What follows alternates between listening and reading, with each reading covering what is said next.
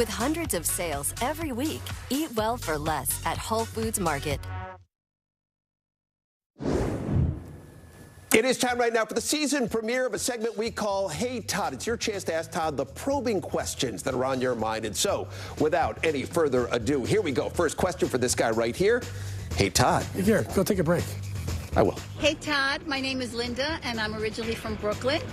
My question to you is, did you enjoy being a catcher more than an infielder, and what were the pluses and minuses of each position? That's a great question, Linda. Yes, I did enjoy being a catcher more than I did an infielder, primarily because I had caught from the time I could ever put on a baseball uniform. That was the only thing I knew. I joked about the fact that when they moved me to third base, I'd never been in fair territory in my life, so I always wanted to be a catcher, which is why at the very end of my career, I can't complain because I spent 16 years at that other position at third base, but I ended my career as a catcher just because it was something that I always loved and wished I'd have been able to do for the entirety of my career. Hey Todd, this is John Luke coming from the wonderful city of Perth Amboy, New Jersey. I just wanted to know, if you had played at Citi Field, how many more home runs would you have hit compared to Shea Stadium? That's a great question. I don't know that I would have had a lot more. I didn't really hit balls that were, to the track. And Shea was obviously a big park. But when I'd hit him, and I tried to hit the ball on a line. But you know what? That's a great question. I have one thing for you, though. Our analytics department could find that out because they know every ball that I hit, how far it went, and the analytics today can tell me if they'd have been a home run somewhere else. Hey, Todd. Hey, Todd. Patchman Phil from Bethpage with my dad. Whoa. And the question is, we love the 2000 Mets. Who was the craziest guy in that clubhouse? Oh, that's an easy one. And not me. I can tell you that. Derek Bell. Derek Bell on that 2000 team was a little nuts. He lived on a boat in Chelsea Piers. He brought his boat over to the Shea Marina. At times we'd get on it and, have the music blasting on our way back to the city once in a while. He'd wear a different suit every day and then give the suits away, never wear them more than once. So this was one of the all-time great, crazy guys. But I'll tell you what, when it came to clutch play, he had some big clutch moments in that 2000 season. Hey Todd, my name is Daphna. I'm from Brooklyn, and I was wondering if you had to be stuck on an island for the rest of your life, what would be the one song you can play? Wow. One song. Let's go Mets. I mean, I think I'd just probably go insane anyway if I had only one song to play. So you know what? I don't even. That's a great question. I'm gonna have to think about that one and get back to you. Gary, do you have an answer for that one? Because I'm stumped. That's a Hey Todd that I'm stumped. I was waiting for something Beatles-wise. I could probably find, Hey Jude, maybe one of the perfect songs. Hey Jude, at least it's 7 minutes at a time, so you don't have to hear it as. Yeah. You know what? I think since Gelbs is out there. At Citi Field right now at a Bark in the Park. Maybe let's go with Who Let the Dogs Out. That would just bring back a memory of good things in 2000 and a big hit that I had. But I think I might hang myself by a palm tree if I heard that too many times. There we go. The latest edition of Hey Todd is in the books. More to get to here on City Pregame Live. After a breakout season a year ago, Mark Vientos, he has struggled a bit out of the gate so far this year. But are there signs that he is going to break out very soon? Todd weighs in when we come back.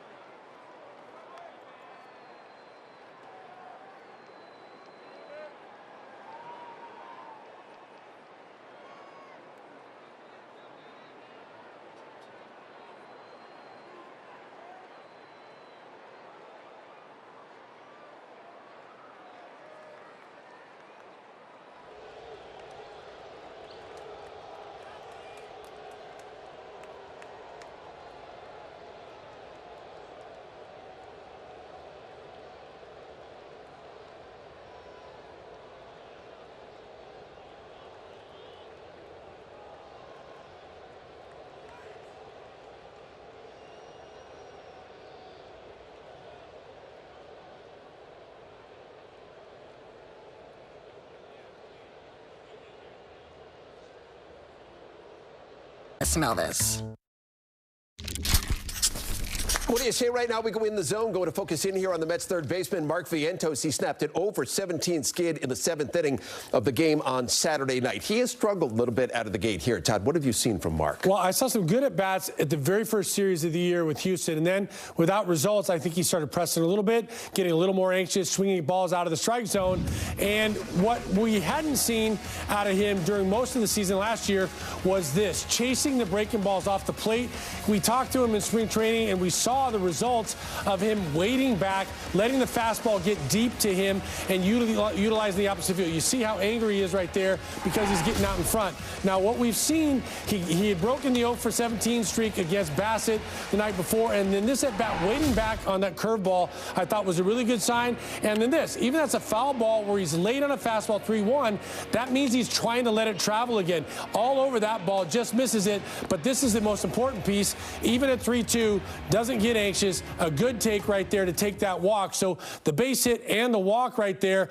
But quality at bats, quality takes, I think, are the reason that I feel like he's getting a little bit closer in his timing. And look, I don't think you can hold this guy down. He's too good a hitter. We saw what he did last year. It's not a fluke. One of the things we know about Mark, he's really good on that high pitch, keeping that level swing on that high pitch. When you get into the cage and you're struggling, how do you work on that? Well, it's one of the things that he talked about working on to get better at, because he said he wasn't always good at that pitch, but he goes and gets the machine going and cranking up at high speeds and getting it on top of it. And he worked to get his bat from the angle below the ball to the angle to the top of the ball, and you've seen it pay dividends. But it's more important that he lets it travel, because he's so good when he hits the ball deep in his stance. He could drive it out to any part of the ballpark. He's been a little bit pull conscious early in the season.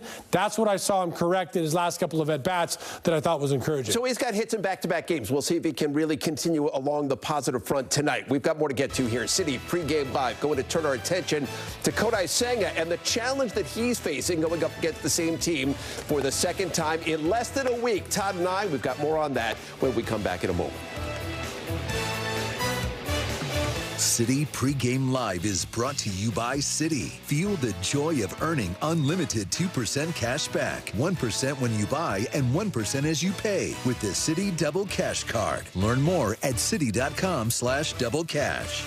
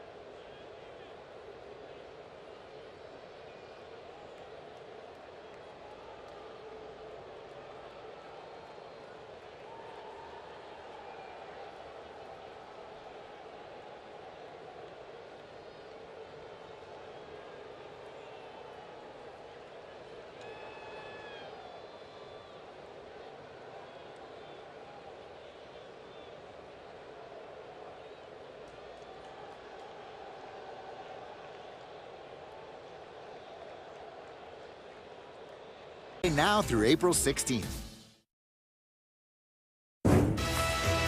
That's the Marlins on the way here on SNY. Kodai Senga going to make his first start of the season out at Citi Field. He pitched his first game of the year down in Miami. Valente Bayoso goes for the Marlins. Right now it is time for this date in Mets history, and it was on this date 41 years ago. April 7th, 1984, Dwight Gooden made his big league debut. He was 19 years old, facing off against the Astros down at the Astrodome in Houston. He gave up a run on 3 hits, 5 innings, 5 punch-outs, couple of walks in the game. He picked up the victory as the Mets got the win in that one by a final of 3-2. Doc went on to win the National League Rookie of the Year award. He struck out a rookie record 276 batters that season, had an ERA of 2.60 and a whip just over 1 a year later. Gooden and the Mets continued their dominance, and he went on to win the Cy Young Award. And right now it is time for Storylines, presented by Fanatic Sportsbook, your place to place bets for the baseball season in 2025. You can earn cash, 10% fan cash back on your bets. That's win or lose. Spend your fan cash on hats, jerseys, T-shirts, bonus bets, so much more. Step up to the plate for exclusive offers from Fanatic Sportsbook all season long. And tonight's same game parlay, which, by the way, is available now in the Fanatic Sportsbook app. It's Kodai Senga to have at least 6 strikeouts in the game, Pete Alonso with at least 2 total bases, and Otto Lopez of the Marlins to get at least 1 hit in the game. It's a 3-leg parlay, and it pays out at plus 340. So, of the 4 runs that Kodai Senga gave up last Tuesday down in Miami, only 2 of those, Todd, were earned. So what did you take out of his first outing of the season? Well, that's because 2 of those runs were unearned because of the 2 errors by Lindor, which You're not going to see again, by the way. But what I saw out of Kodai is something that we've seen kind of so far in his young career at the big league level, is he got, damage done early. 4 pitches into the game, you see a double and a home run. Those are each in the second pitch of an at-bat. Those are on fastballs that are 93 and 94 miles an hour.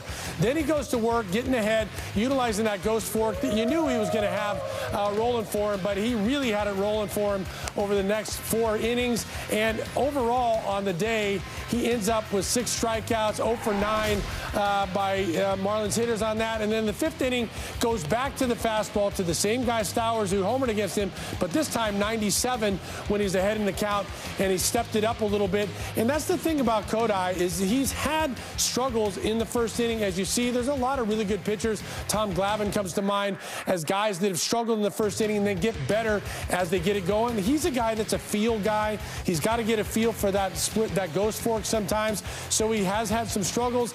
I wouldn't be surprised to see him be a little more aggressive with all of his pitches early on and not try to just get ahead. And he's got to be ready to step it up with the higher velocity fastball early in the game, so the guys aren't jumping on that and taking advantage, because they know the same thing that we just showed, that he's susceptible early. I always wonder, he's facing the same team for same team less than a week, right? Does he adjust his arsenal at all? Well, history shows that he's done this 4 different times, always against the Marlins, by the way, back-to-back starts against the same teams.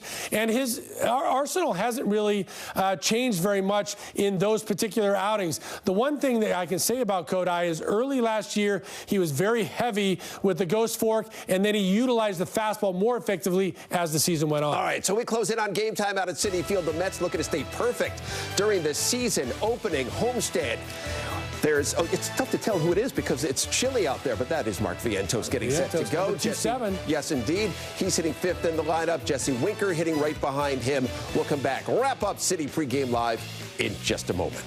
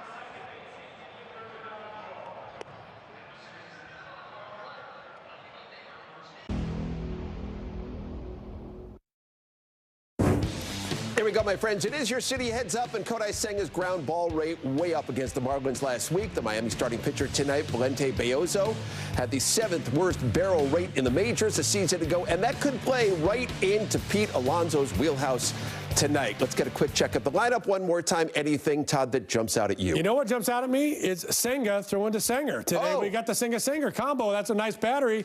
Let's hope they do well tonight. All right, Todd and I are going to be back here, Infinity Postgame Live, when it's over out in Queens. Right now, enjoy Mets baseball. Mets and the Marlins. Gary and Keith on the call. So let's send it right now out to Gary Cohen. Take it away, Gary.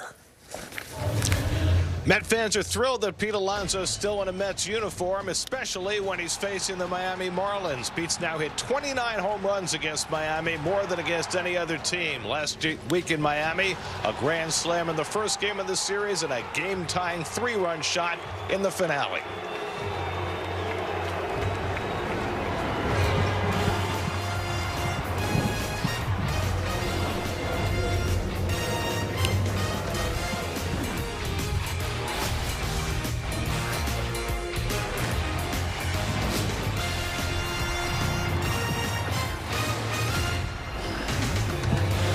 At Citi Field in New York, the New York Mets play the Miami Marlins. Tonight's game is presented by Moo Moo. And a pleasant good evening, everybody, and welcome to Citi Field. Gary Cohen, Keith Hernandez with you tonight as the Mets open a 3-game series against the Miami Marlins. The Mets took 2 out of 3 from Miami last week down at Lone Depot Park. They won the opener, hitting 4 home runs and routing the Marlins 10-4. They dropped the middle game after Kodai Senga was victimized by a couple of errors in the field. And then the final game, they came from behind, 3-run homer by Alonso in the 8th. They got 2 runs in the 11th and won that game 6-5 to take 2 out of 3 in this series. And with the Marlins in here for 3 more, this is a time of year when the Mets need to fatten up. Well, they've got a favorable schedule early here, and Pete has just been on top of his game. Where would the Mets be without Pete right now?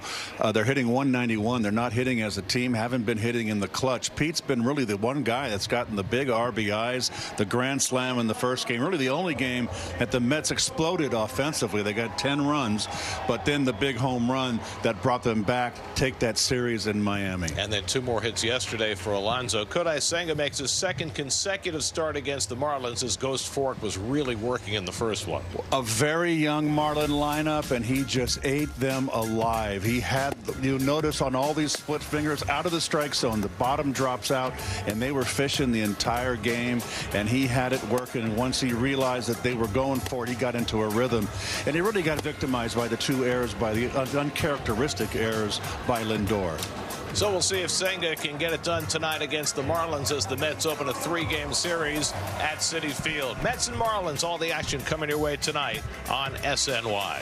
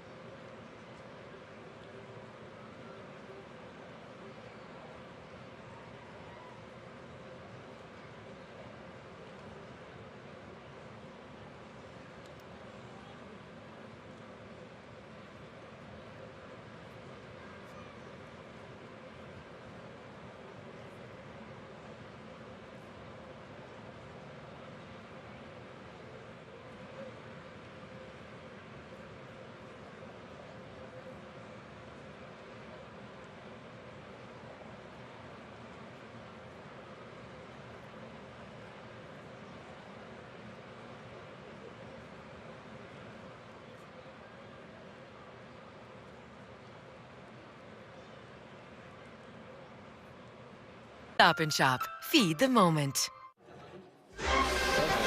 New York Mets baseball on SNY is brought to you by Toyota. Deer Spring, Toyota's adrenaline-pumping lineup is ready for you. Toyota, let's go places. By Citi, for each Mets home run at Citi Field, Citi will donate $2,000 to No Kid Hungry. By Spectrum, a connection built for everywhere. That's life unlimited. That's Spectrum. And by those who live like a pro, visit your local Tri-State GMC dealers. Enjoy select $5 menu items at Citi Field on $5 Tuesdays. Restrictions apply. Go to Mets.com/$5 Tuesdays for details. Your Spectrum high-speed hitting. Well, the Mets have not hit for a high average this year, only 197. But they have hit the ball hard. They've hit the ball real hard. In fact, only the Red Sox and Yankees have hit it harder. Too bad it doesn't reflect the batting averages. Well, you know, all those things even out in the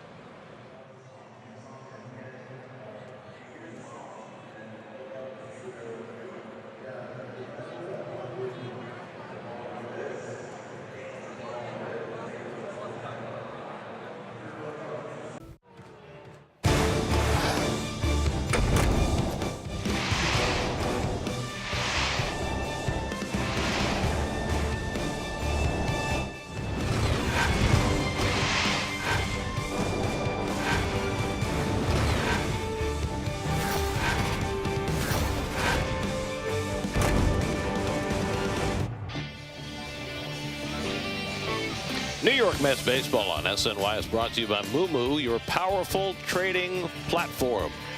Well, the New York Lottery, get out there and play. And by Hyundai, with a brand new Hyundai, there's joy in every journey. 43 degrees as game time approaches. Wind blowing in from the northeast. It is Bark in the Park night. There are lots of dogs here tonight, which is a good thing. Keep their owners warm. On a chilly evening in Flushing, there's the Hyundai starting lineup for Miami. Marlins got rained out yesterday in Atlanta. They're 5-4 on the year. They split the 2 games they played with the Braves. Otto Lopez off to a good start. Hit a home run in the series against the Mets. Kodai Senga, second start of the year, both against Miami. And there's his Toyota numbers, and He gave up the 2-out, 2-run double to Graham Pauley in the 4th inning. That was the decider that beat him. That precipitated, actually it followed an error by Lindor. 2 unearned runs, but I thought he really threw well. Good splitter. And the genesis starting infield. Senger 3 straights in a row back behind the plate. Torrens got hit in the forearm, still a little wounded. Taylor, first start since the 3rd game, the last game in that Miami series. He gets the start in center. So with Senger starting for Torrens, I know where you're going. You have your dream battery tonight of Senga and Senger, like seltzer and salsa. Senger. Senga. Well, it's a field pitch, that ghost fork, which is really like a splitter, and it's a field pitch. And it, folks, as I'm sure you're very much aware, as you're sitting in the comfort of your warm living room with the fireplace working in front of the TV, it's cold. Xavier Edwards led off the game against Senga with a double in Miami last week. First pitch by Senga tonight, a fastball in for a strike, and we're underway. Senga gave up a double to Edwards and then a 2-run homer to Kyle Stowers, who was on deck. First innings have been troublesome for Senga since he got to the big leagues, by far his worst inning. And he gets one on the hands of Edwards, who takes it the other way for a base hit. So he got on the cutter and inside out at it to left, and the Marlins have a leadoff base runner. Very nice inside out. He jammed him, brings his hands in, and there's your inside out, folks. You can see he just breaks down his swing, but stays level with the bat and hits the soft liner. He's been troubled with a little knee issue, so I don't know if he's going to be stealing bases this series. So here's Stowers, who hit the home run against Senga last week. This time he bluffs a bunt with Vientos playing back and off the line. That home run against Senga is Stowers' only home run so far. He's got a .400 on base percentage, but they've got him in the lineup because of his power. He was acquired from Baltimore last summer in the Trevor Rogers deal.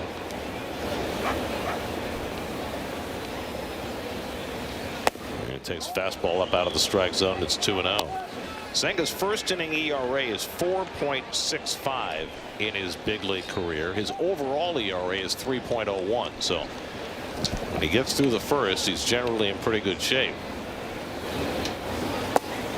And he misses down with the cutter, and he falls behind Stowers 3-0 with Otto Lopez on deck. Against the splitter, the Marlins last week were 0 for 9 with 6 strikeouts and a 57% whiff rate. But a 4-pitch walk to Stowers, and this time Senga's put the first 2 men on.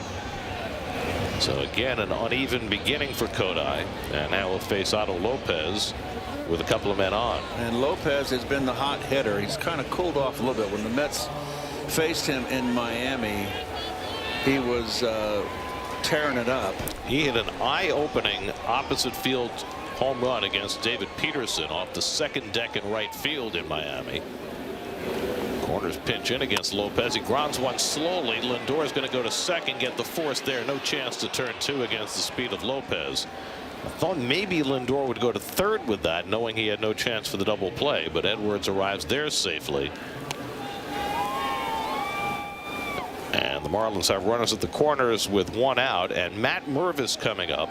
Mervis comes off a game Saturday in Atlanta where he hit his first 2 home runs of the season. Former Chicago Cub, 5 for 20 to start the year. His second home run was off a left-hander.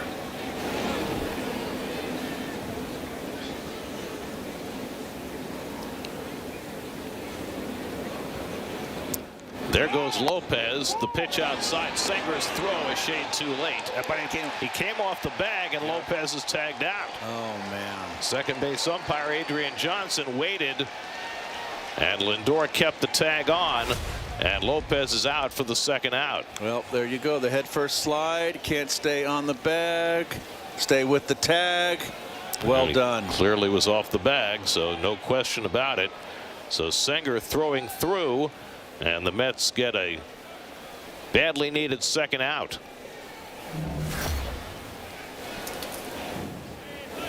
Boy, for a team that struggled so mightily to throw out base runners early in the season last year, the Mets have been fairly spectacular at it so far this season. All know about Luis Torrens, but Senger's got a good arm as well. That's yanked just foul past the diving Alonso, and it's 1-2 to Mervis. And there's one that got by Pete. Pete's been really outstanding, but they're making a bunch of diving plays so far this year. He's been very sure-handed. That is the first base runner that Hayden Senger has thrown out in the major leagues. 1-2 now to Mervis with Edwards at third, and the forkball misses away. 2 balls, 2 strikes.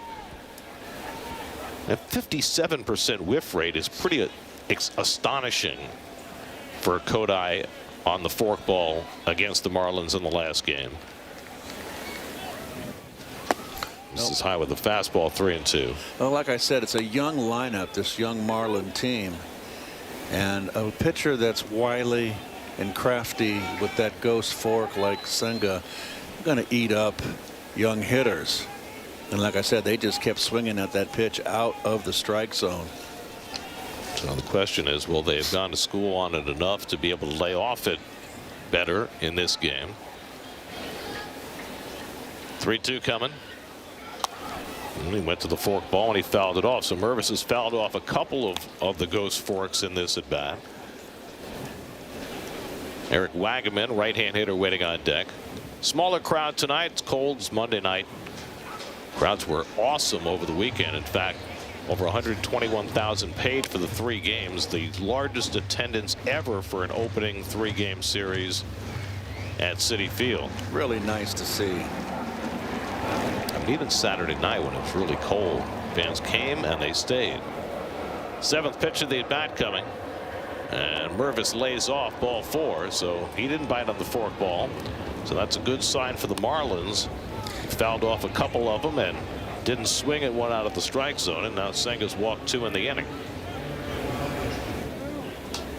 They seem to have gone to school, Garrett.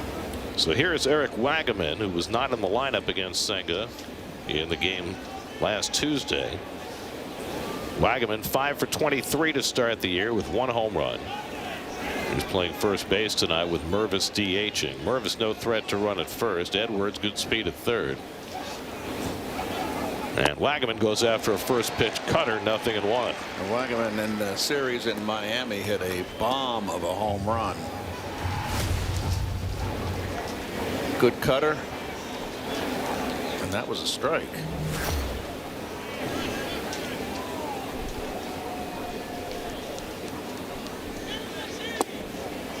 And that time the forkball misses outside, and it's 1-1. This is Kodai's first home start of the year. He has been spectacular at Citi Field. 17 home starts, a 2.47 ERA on this mound. And a knee-high cutter for a strike, and it's 1-2 to Wagaman. Griffin Conine, left-hand batter, would be next. A single and 2 walks in the inning, but Senga trying to put up a 0 ahead on Wagaman, 1-2. And he just missed down with a forkball, and it's 2-2. Well. Look what we're seeing here. They swung at that pitch the entire first start in Miami. They're laying off thus far. See if that forces Senga to get that forkball up a little more. It means they're waiting a little bit longer, which means they're more vulnerable inside.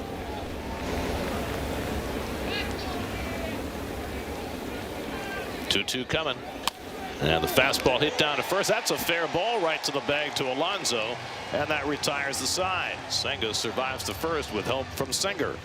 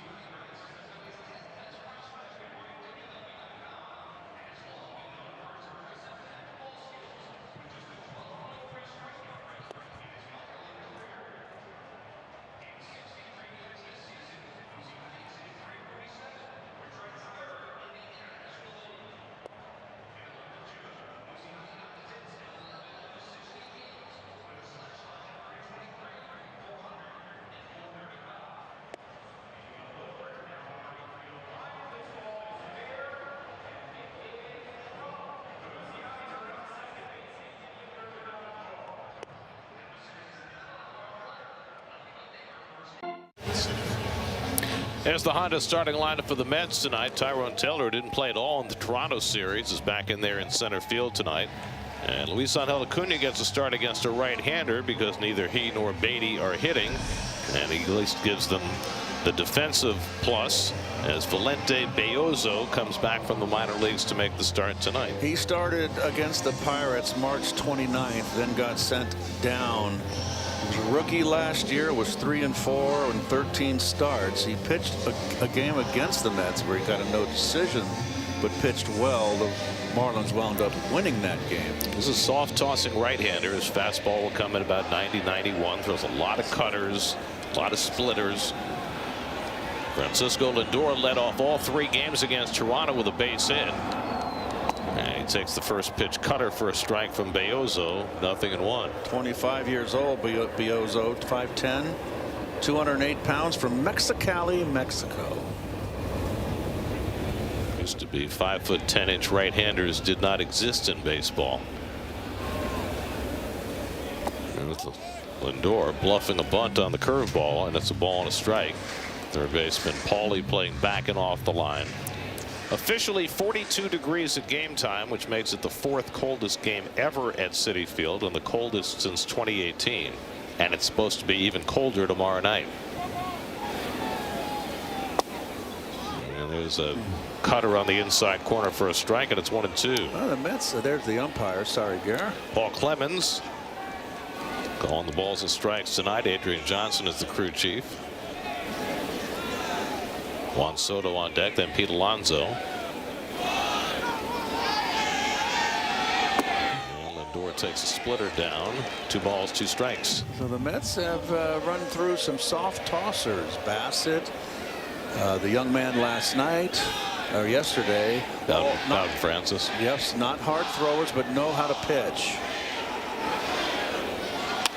That's punched in the air, shallow center field. Coming on is Myers, but it drops in for a base hit. And for the 4th consecutive game, Francisco Lindor has led off the first inning with a base hit.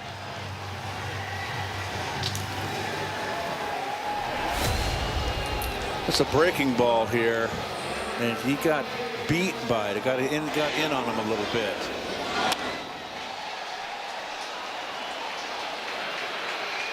Just dunked it into no man's land. And so Lindor aboard to start the first inning for New York. And here's Juan Soto. And Soto bluffing a bunt. And he takes a curveball outside for ball 1. That's on the 2nd time Soto's done that. I think he just likes to tease that third baseman. Every once in a while he'll drop one down, especially if he's not feeling good at the plate. And he has not been locked in, but he has reached safely in all 9 games. And he takes a letter high strike with a cutter, 1-1. He has not been in a groove. That's for sure. And it's just a matter of time. But he's getting his hits. He's got a .385 on base percentage, a little below his norm, but anybody else would take that in a heartbeat. And a throw over, and Lindor dives back in. You can really hear the crowd counting down the pitch clock, and they're not doing it accurately. They're trying to rush the pitcher. Much like, basketball crowd counting down the clock, trying to confuse the opposition. Foul back, ball and 2 strikes. And the Marlin defense brought to you by Mumu. That is Paulie at third. Edwards a little sore knee. He's a good picker at short. Lopez is a good fielder up the middle. Good up the middle for on the infield. Myers in center. Stowers a strong arm and right. I was going to say that, Garrett, but thank you. 1-2 coming to Soto. And the breaking ball misses down. 2-2. Pete Alonso waiting on deck. Belloso faced the Mets last August, went 5 1/3, allowed 2 runs, 7 hits, and no decision for him. His one problem last year was the long ball. He gave up 15 home runs in 69 innings. Didn't walk a lot, didn't strike out a lot. And he strikes out Soto with a high fastball. Hardest pitch he's thrown so far at 90 miles an hour, and that's the first out. It's a rarity that you'll see Juan chase a pitch out of the strike zone. It's a high rider right here. Yeah, he's asking the umpire if it was a strike. And I'm sure the umpire said no, and he's mad at himself. He's such a perfectionist. So 1 out and 1 on. Here's Alonso. He had 2 more hits yesterday, reached base safely 3 times, drove in his 11th run of the year. He's got a .645 slugging percentage, which right now is 5th in the National League. So he's just off to a rocketing start, thanks in part to those 2 big home runs he hit in Miami last week, and they hit another in the home opener on Friday. And the sweeper misses just off the plate. 1 ball, no strikes. Pete's been very disciplined at the plate thus far, and look at the results with the 11 RBI and the 3 bombs. And that one just misses outside. A cutter. 2 balls, no strikes. He's got 29 career home runs against Miami, 1 more than he has against Washington. 29, the most he has against any team of his 229 in his career. And he takes a strike. 2-1. Well, you can see what Belloso is doing. He is just throwing a lot of slop up there. Well, he's mixing them up, that's for sure. He's not an overpowering guy. He has to mix in all of his pitches.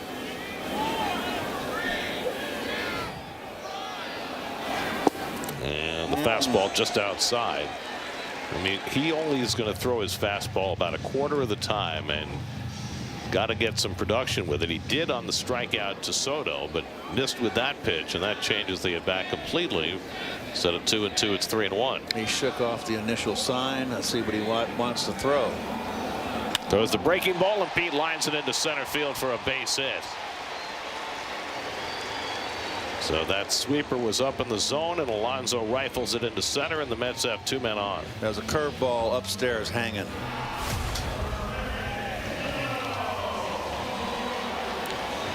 Pete all over it. He's really swinging the bat well.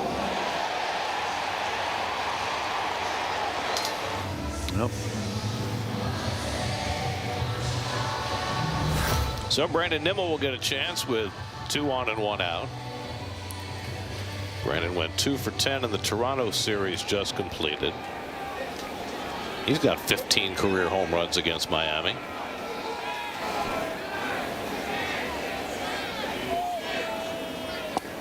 And he takes that breaking ball on the inside corner for a strike. 0-1.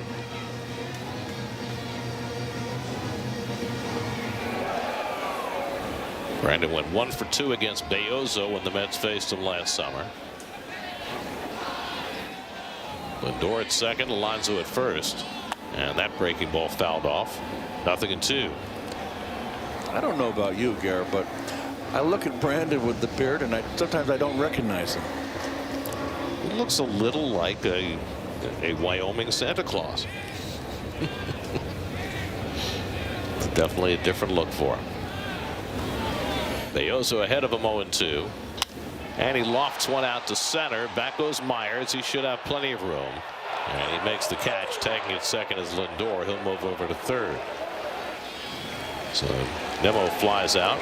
2 away. And that'll leave it to Mark Vientos. And it has been a struggle for Mark. On a 4 for 34 start. Got a base hit yesterday. Yeah, he had a hit Saturday. He had a hit Sunday, hoping to find his way out of the weeds. He's had more opportunities than any of the Mets with runners in scoring position. He has gone just 1 for 12 in those situations. One of the reasons the Mets are hitting just .164 with runners in scoring position. And a first pitch cutter outside for ball 1. Alonso faked to go from first base. That's why pitcher was ducking.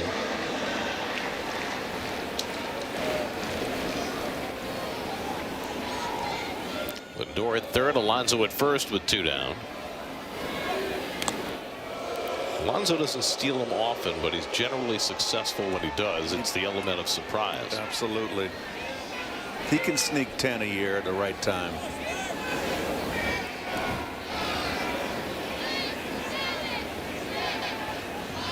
'20th pitch of the inning from Belloso, and the breaking ball fouled off. Hanger right there, tardy. Just not in the groove at all. Beozo made a start against Pittsburgh. That was 9 days ago, but then he pitched in relief in the minor leagues on Friday, went 2 innings. So he's pitching on just 2 days rest since that outing. 34 pitches. Another breaking ball foul back 1-2. Sandy Alcantara was supposed to start for the Marlins yesterday in Atlanta. They got rained out. But instead of pushing Alcantara back to tonight, he went on the paternity list with his wife expecting a child, and Beozo was called up to replace him. They want a high fastball. And it's too high, 2-2. Good try right there. Good layoff. What's the sign of improvement from Vientos? He's been kind of expanding the strike zone, chasing. Second throw over. Meets in. Can't believe he's paying me this much attention. Nobody throws over on me twice.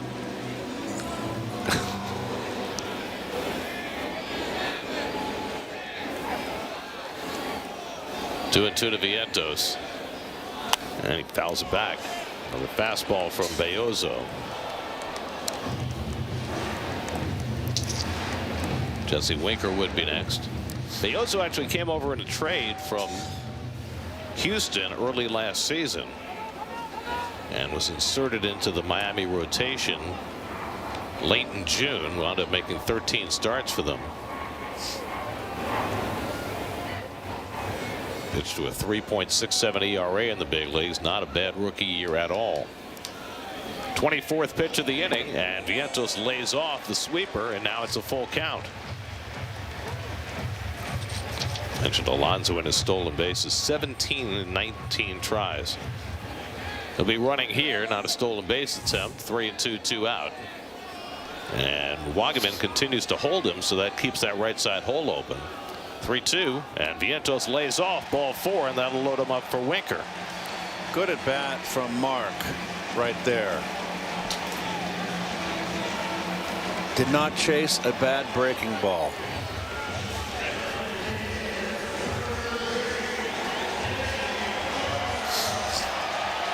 So now Jesse Winker with the bases loaded and 2 down.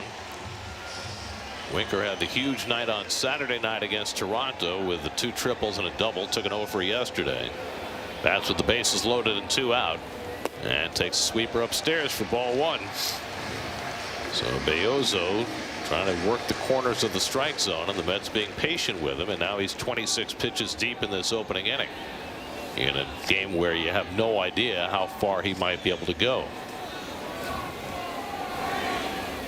And Winker gets one off the hands, popped up to short, and there's Edwards to grab it. So Beozo made a good pitch with a cutter and got out of a bases loaded jam. It's spring.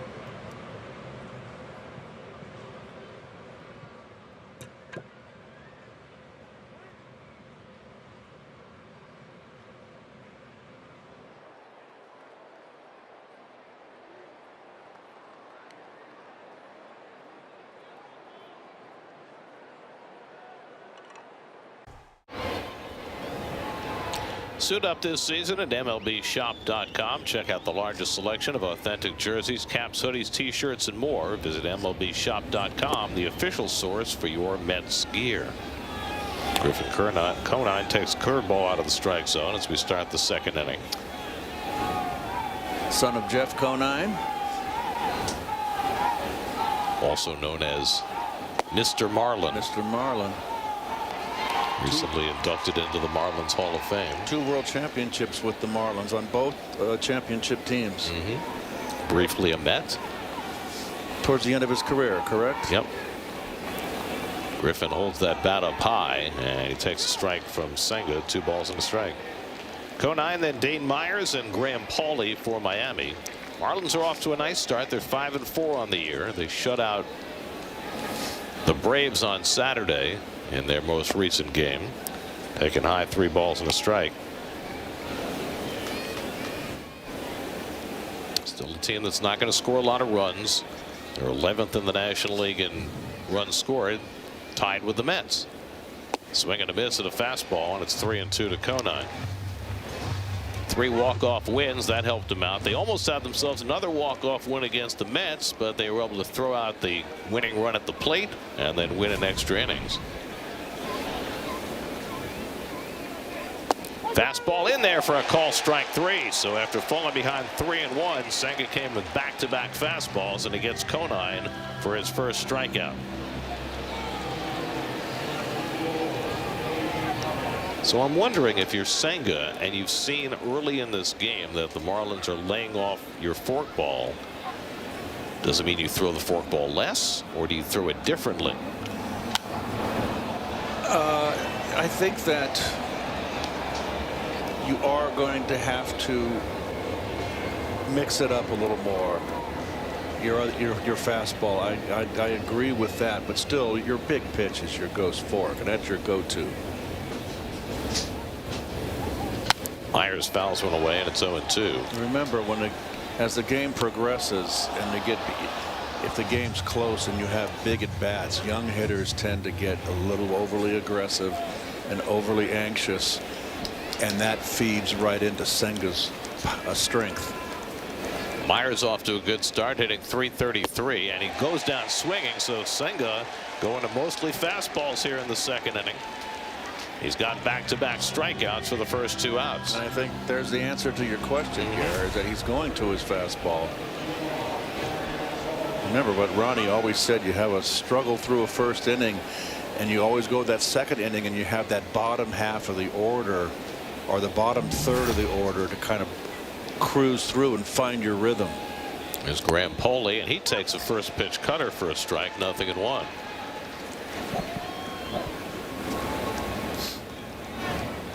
Senga's a smart cookie. Yes, he is. He's had to deal with a lot over the last year and a half. Pitched in just 1 regular season game last year, came back for the postseason, had spotty results, but he was able to have a full off season of getting himself righted. And even though the Mets went slow with him in spring training, he hit the ground running. And here's the forkball, and again, Marlins able to lay off, and it's 1-2 to Pauley. See his arm action there after he wasn't happy. He dropped down too much, and if you notice, that made the split finger really just run away. It wasn't even close. He has to get on top of it. 1-2 coming to Pauley, and that forkball missed outside. See, so he raised the level of that forkball, but he missed with the location away. And that's another thing from a hitter's point of view, is you make him get that splitter up, the ghost fork. And Pauley hits that splitter on the ground. Acuna charging in, makes the play, and that retires the side. Senga gets a 1-2-3 with a couple of punch outs. No score.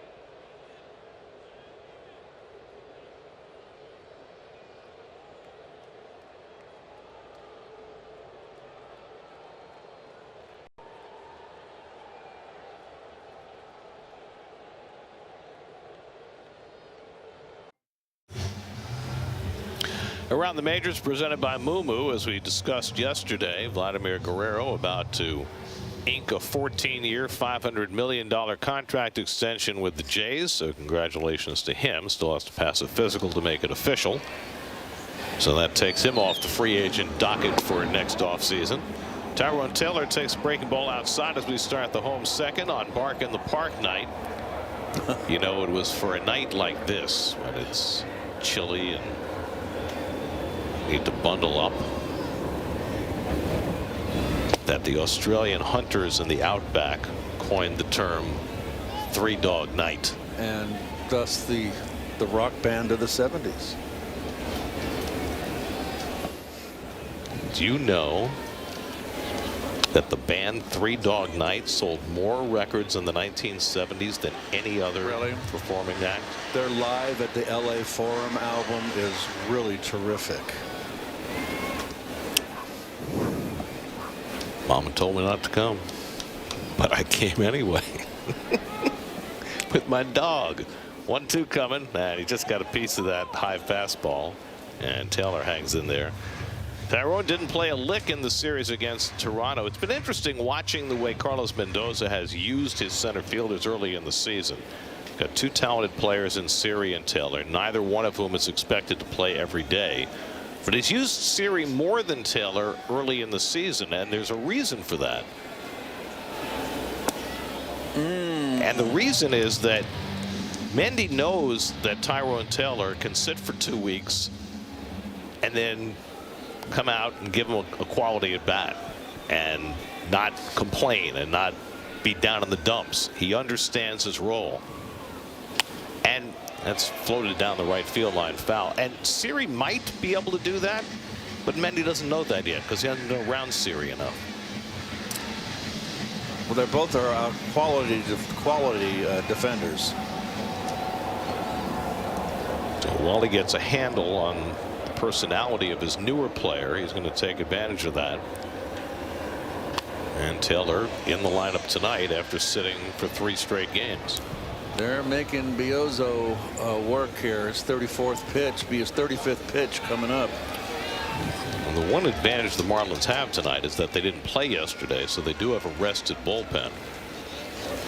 But they may need them a lot earlier than they had hoped. 27 pitches for Biozzo in the first inning, 8 already in this at bat against Taylor leading off in the second. Yeah, their bullpen is completely rested, and the Mets are in good shape too with their bullpen. Although Mendy said he was a little short yesterday, which is one of the reasons they were trying to push Peterson through that 5th inning when he took ill. And Taylor smokes one the other way for a base hit.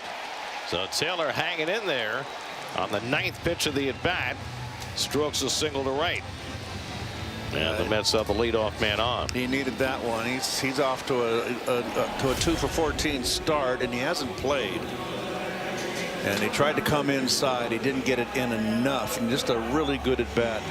But there you go. That's just what we were talking about. Doesn't play all weekend, and first at bat he comes out and gives you a quality turn at bat, and that's something that Carlos Mendoza counts on with Taylor. Here's Luis Angel Acuna. Taylor takes off firmly. Biozzo's throw and the tag by Lopez. He's safe. Got around the tag.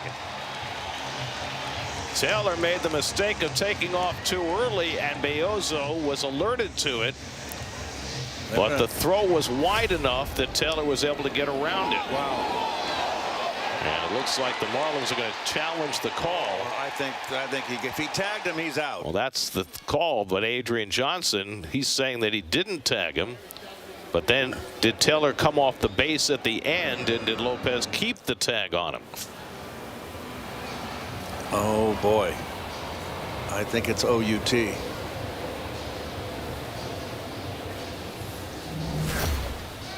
So we'll see what the guys in the replay center think. Marvin Hudson and Todd Tishner are the crew chiefs in the replay center. Play under review presented by Citizens, making sense of the play. So I think the only question is, did he tag him on that initial swipe? I think he missed him, but it's hard to. After review.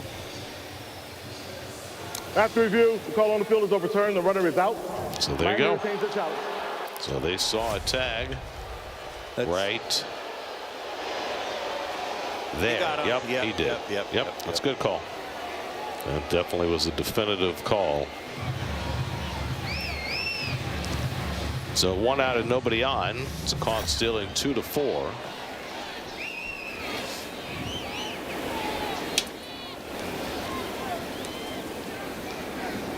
Since they put the new rules in about throwovers, we've seen more and more runners take off early. I mean, that was way too early by Taylor and gave Beoza a chance to step off and make the play. So Cunha pops one up on the third base side. And Paulie calls off the catcher Fortes and makes the catch 2 out. That was like one of the plays in 62 Mets almost.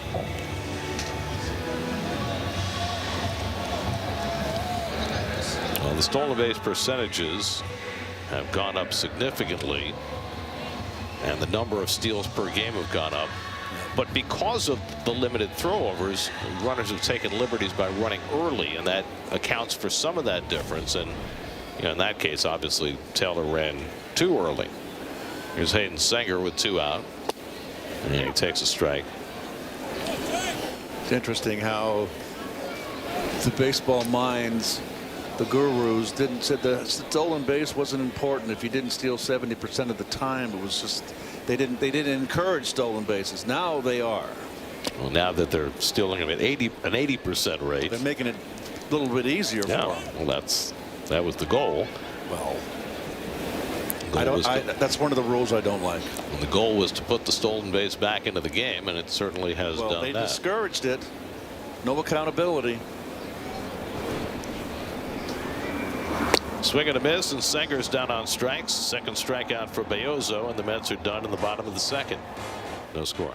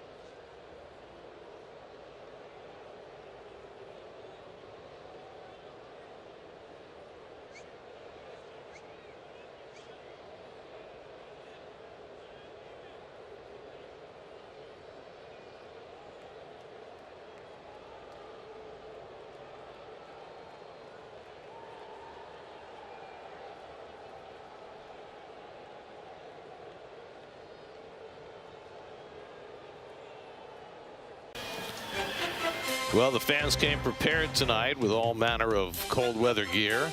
Make sure they stay nice and toasty on a chilly night at the ballpark.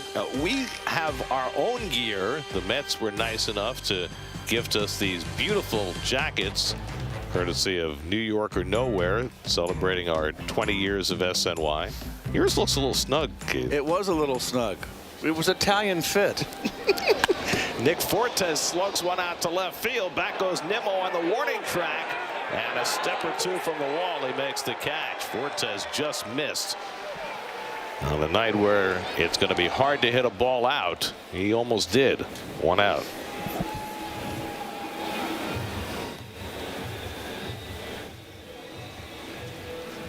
You know, sometimes you have to go with the style of the moment. We don't have the ability to show the color of your corduroy pants tonight. I wish we did. It's my Cesar Romero pants from Joker. I was thinking Willy Wonka. Oh, that too. And also, it could be the Flower Child. I could wear it in Haight-Ashbury. I am told, Keith, that because of our logistics here, if you stand up behind me, we can actually show your pants to the audience at home. Can we get the color there? I think it's a little dark to be able to see. We're going to lighten that up a little bit so that we can see, because this is a very special color. It's straight out of Haight-Ashbury in the 60s. There you go. I mean, look at that. Flower power.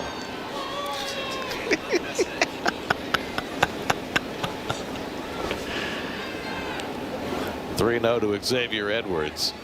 And it's on the inside corner, strike 3-1. I mean, there's a reason why we're not able to, use our normal booth cam to best effect. That's not quite the same either. Line past the mound and into center field, a base hit for Edwards. So Xavier Edwards, who hit .328 last year, is 2 for 2 tonight. Boy, he's had 2 nice at bats. Little cutter, quick bat inside.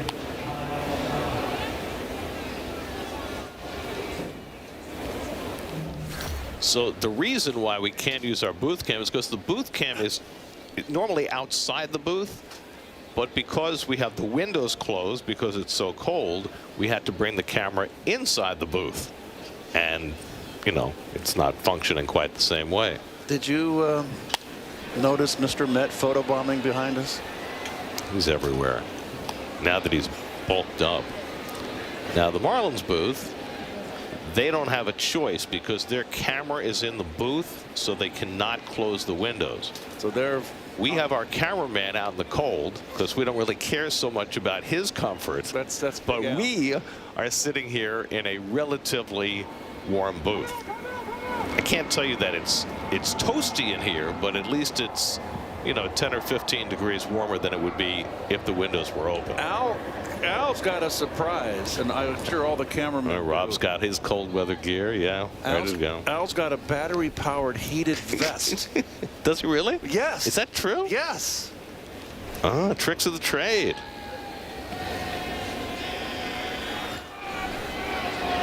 How would the battery-powered vest look if you wore it in an open one of these days? Because it's all about the look. Hey guys. Hey Matt. It's all about the look when you're on camera. These guys are behind the camera. Ches, very nice hat. Oh, nice. Senga. Wow. Goosing that throw to first base, and Alonso did well to save him an error. Well, that could have been trouble.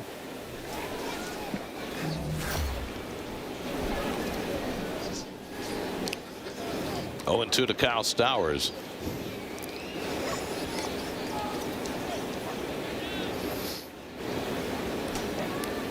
Stowers walked his first time up, and he goes down swinging on the forkball. And Senga's got his 3rd strikeout. That was a good one, and it was a strike. It's the first of his strikeouts tonight that's come on the fork. That's the best one he's thrown. In a great spot. Well, that's one he has to swing at because it's going to be a strike even if he lets it go. So 2 out. Edwards still at first, and now Otto Lopez, who hit into a fielder's choice and then was caught stealing in the first. There goes Edwards. The throw by Senger. Acuna gets the tag down a little too late, and Edwards has a stolen base, his 3rd of the year. So sore knee and all, Xavier Edwards on the move. Well, for him to be doing that means his knee is A-OK. 2 base hits and now a stolen base. Strong throw. And Senger threw out Lopez in the first inning. Now Edwards gets him here in the 3rd. Runner in scoring position with 2 out, an 0-1 count to Lopez.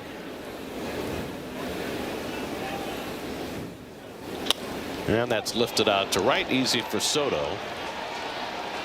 And that retires the side. A hit and one left. Middle of the third. No score.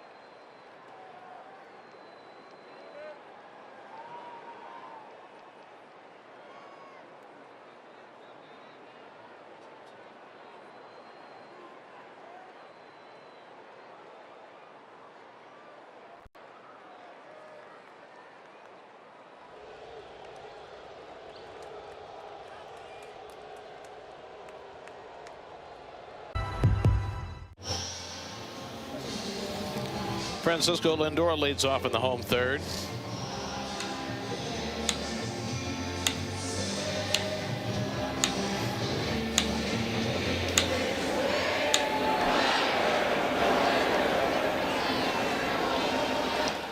Sean Manaea enjoys singing along. Lindor on a base hit leading off the first inning. Fourth straight game he's led off with a hit. That's the first time he's done that as a Met. Third time in his career. He did it twice with Cleveland. Lead off 4 straight games with a hit. The last to do it for the Mets, get a hit in 5 straight games leading off, was Jose Reyes. In fact, Reyes did it in 7 straight games the year he won the batting title in 2011. Juan Soto on deck, and then Pete Alonso against Valente Belloso, who's worked around traffic in each of the first 2 innings.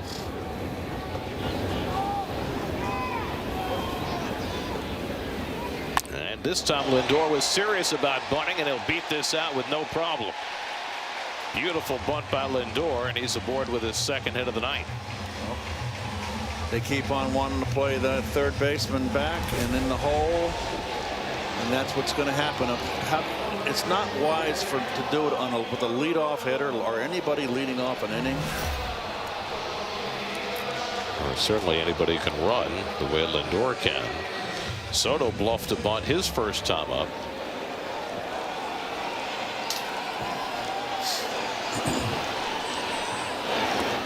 Soto takes a breaking ball down for ball 1. Soto struck out the first at bat, and we've noted over the many years most hitters do not like to move around the box. Soto is one that will do that.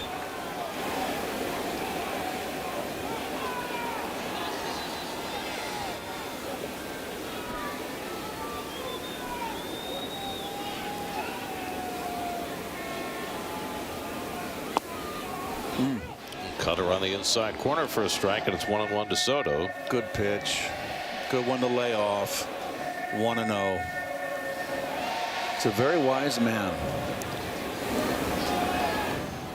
Lindor 2 stolen bases already this year. He gets back in. You know, Lindor only had 1 bunt hit all of last season. Now he has his first bunt hit of this year.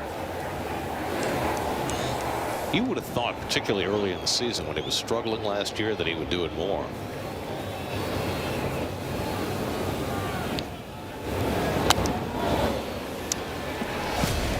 Look at Soto here in his first at bat. Deep in the box. There's the first pitch. There's the second pitch. Third pitch now. Fourth pitch. Now, with 2 strikes, he moved up in the box. Why? I did that on occasion. Catch that splitter early or the curveball before it breaks. And what did Beozo do? Threw him a high fastball. Fooled him. So that certainly leads to the question. As Soto drives one out to left center field, back in the gap, headed toward the wall, and it's one hop against the fence. Myers plays the carom. Lindor being waved home. The throw to the plate is not in time. Juan Soto with an RBI double gives the Mets a 1-0 lead. Boy, they were playing the center fielder. Myers was playing Soto to pull. This ball had a lot of hang time. And I think you're going to see Juan now that he's out of Yankee Stadium. There's the center fielder. This ball's up in the air, and he doesn't get to it. Short hops the wall. Without Yankee Stadium in that short porch, I think you're going to see Soto using left center field more. Well, we saw that from the first at bat in spring training this year. Remember, he hit a home run to left center field. First at bat. And he is perfectly capable of hitting the ball out to left center. On a little warmer night, that ball might have traveled out, but settles for an RBI double. Lindor scoring all the way from first. And Alonso takes a sweeper down. And he's deep in the box where he normally stays. That ball had a lot of play right down the pipe. So that time he did not move up in the box with 2 strikes.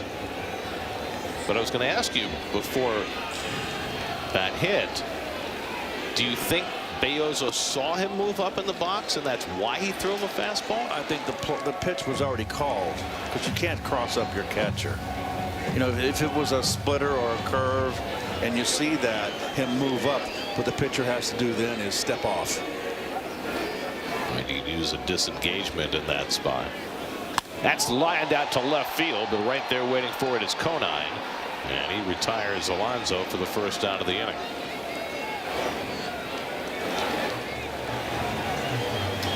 Pete shaking his head.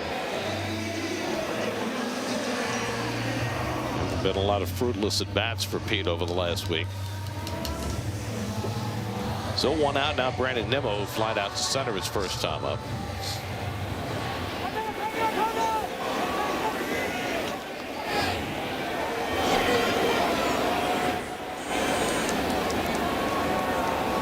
So a pitcher can never, there could be no more quick pitches anymore. Remember those days, Garrett, when a pitcher would try to quick pitch you?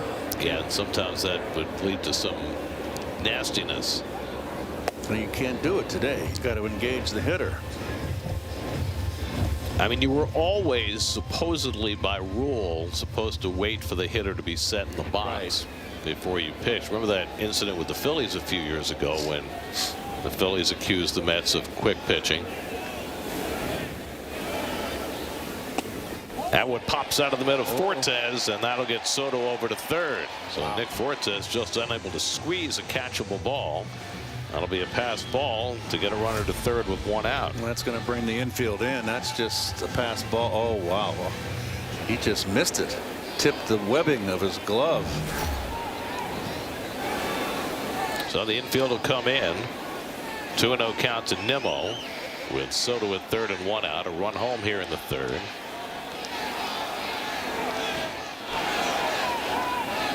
Brandon takes cutter inside. Now it's 3-0. Mark Vientos standing on deck.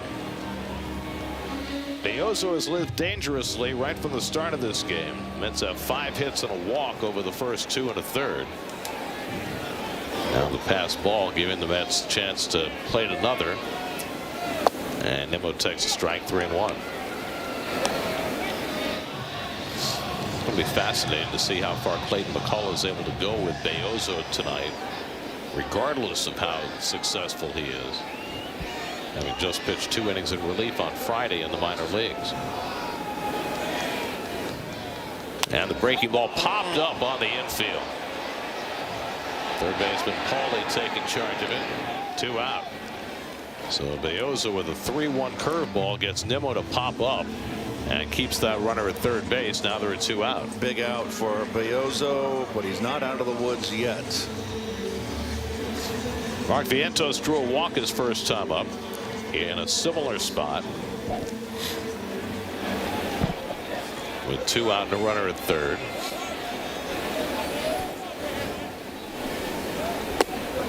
And takes the cutter at the top of the zone for a strike, 0-1.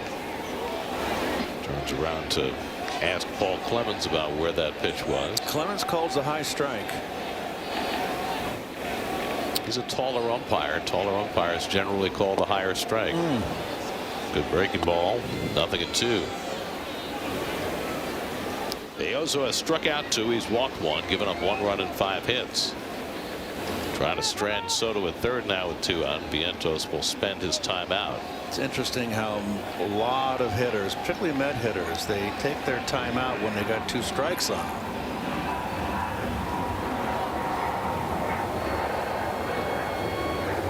That's drilled into left field, and Paulie dives and he makes the catch. Conine, the left fielder, with a beautiful diving catch to take an extra base hit away from Vientos and save a run. Conine laying out.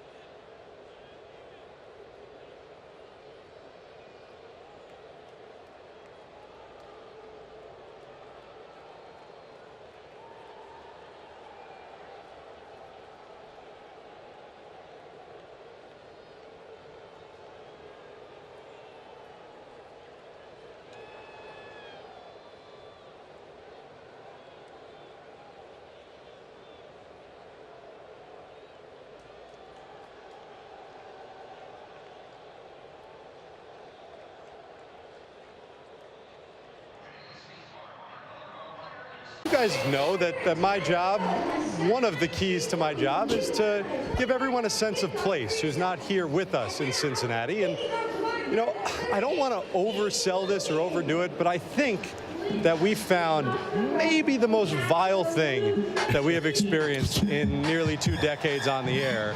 This is a vending machine right outside the truck. I know everybody's really into the new food offerings here at all the ballparks, but they don't really seem to care about our crew. This is what you can get in vending machines: burritos, hamburgers, chili cheese dogs, tuna fish, and you know, I have not seen a soul go to that vending machine and take something out. So I thought to myself, it is my job, just as a journalist, to do it for all of you, because I didn't want the guys in our truck to experience. So I've got a cheeseburger here, a chicken salad sandwich, but the one that I heated up before was a chicken, rice, and cheese burrito.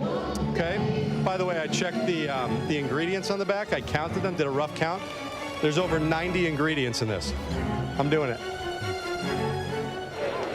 Oh, Steve. Steve. What are you doing? It is the 1-year anniversary of Steve's adventure in gastronomy.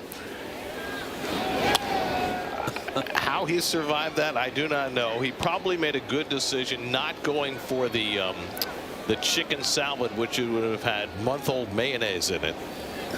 But still, the burrito was certainly a stretch of Steve's stomach and so much more. This broadcast has been tough on Cincinnati's ballpark food. Well, we've been tough on Cincinnati's food in general, and I was just trying to take the heat off of Gary because the people there were not happy for his Skyline chili take. Hey, can I tell you something, Steve? I have in my house more Skyline chili paraphernalia than anybody outside of Cincinnati. Wait, after you did that? Yeah, people send me Skyline chili plates and cups and all sorts of stuff as Matt Mervis singles up the middle to start the 4th inning. So I have been gratified by the response to my Skyline chili explanation. You know what? But I'm wondering what the upshot of your little foray into the cuisine in the ballpark was. A lot of gratification, because I was an agent of change. I did an expose, and a couple weeks later, remember, they replaced the vending machines. They gave the people in Cincinnati, look at this. Look how beautiful this is. The replacement vending machines. I mean, these are top of the line vending machines. Yeah, those are all products with enough preservatives to last forever. I'm just happy, guys, that we are celebrating the anniversary, because it was 50-50 at best that I'd make it 1 year. Well, you know, I think of you, and then I think of 60 Minutes, and you guys are like right next to each other in breaking the big investigative stories. Yeah, you're lucky I haven't left you yet for it.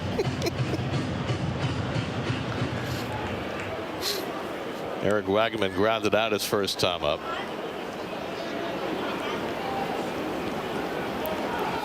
And this is why, Keith. Yes.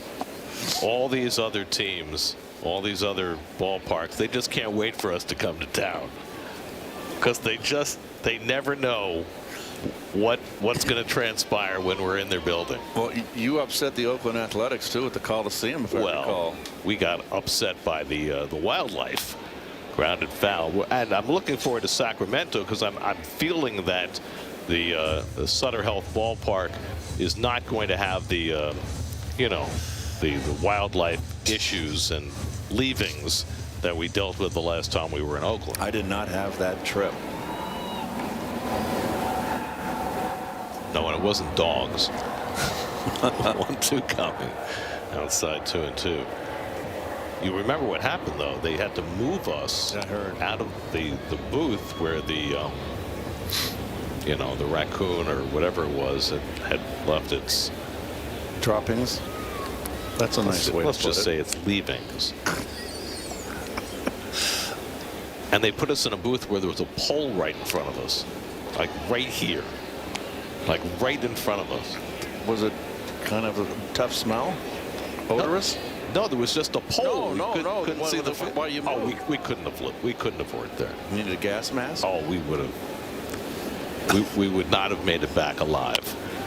Popped up foul, first base side. Alonso to the railing, leans in, and he got it. Wow. Alonso hit the railing and then caught the ball. That was a tough play. 1 out. Well done, Pete. Boy, you can hit. And I know there's padding there, but those ribs are exposed. Well, Hero, the interpreter, was impressed.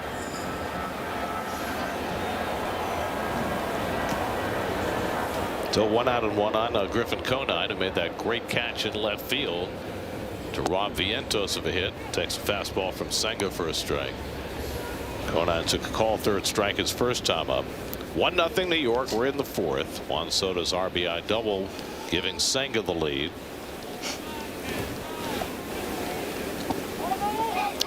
And nice that block. ball blocked by Senga. 1 ball, 1 strike. Very nicely blocked. He went out and got this one. Look at this. Yep.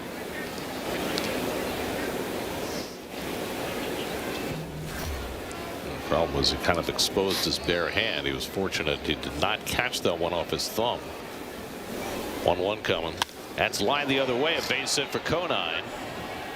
Mervis pulls in at second. And so a couple of hits for the Marlins off Senga here in the fourth, and they've got 2 on and 1 out. Didn't try to pull. Outer half of the plate. Nothing wrong with that swing.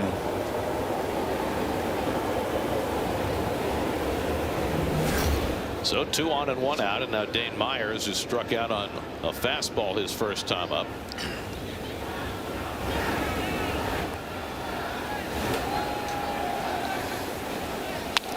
Fouls off first pitch cutter, 0-1. Myers and Derek Hill have been in a timeshare in center field for the Marlins, but Hill has been bothered by something of a bad back. Hill was supposed to be in the lineup yesterday had the Marlins played in Atlanta, but Myers back in there tonight. minus 42 degrees and a bad back really don't go together. And a cutter off the plate. 1 ball, 1 strike. Clayton McCullough, former Dodger coach, now in his first year as a big league skipper.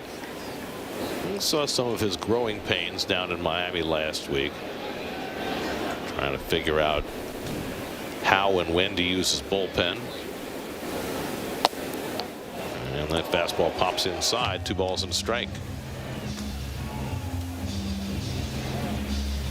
Okay, I don't think I've ever seen a manager without a cap on. That's a first. I'll say Frio. Ground ball could be 2. Acuna to Lindor on to first. In time double play. Side retired. 4-6-3 on the double play. And the Mets turn 2 to get Senga through the inning.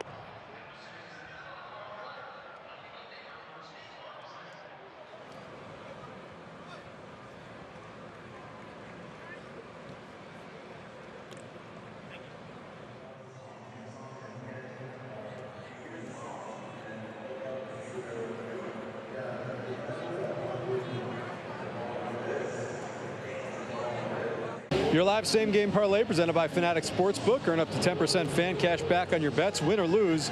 Use fan cash on team gear on fanatics.com or bonus bets in the Fanatics Sportsbook app.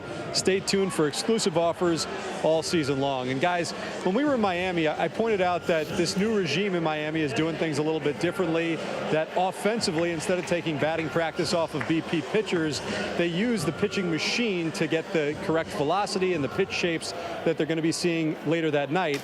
Well, they do a similar thing with the pitchers and how they get the pitchers ready. Instead of throwing bullpen sessions this season in between starts, they throw live BP on the field to players most of the time who aren't going to be in the lineup that night. So everything with this Marlins team is about simulating live game action. And Keith, you know, I don't remember this, but our producer Greg Picker told me that back in the day they used to do that more often, maybe in the minor leagues, throw batting practice, live batting practice instead of the bullpen sessions. I'm not back in the day. Maybe before your time? Well, maybe after my time. Well, I'll say this. In the minor leagues, generally, back in those days, there was a manager and maybe one coach on the team. Sometimes there was no coach. So you know, the manager couldn't throw all of the batting practice, so they would have some of the players throw batting practice instead.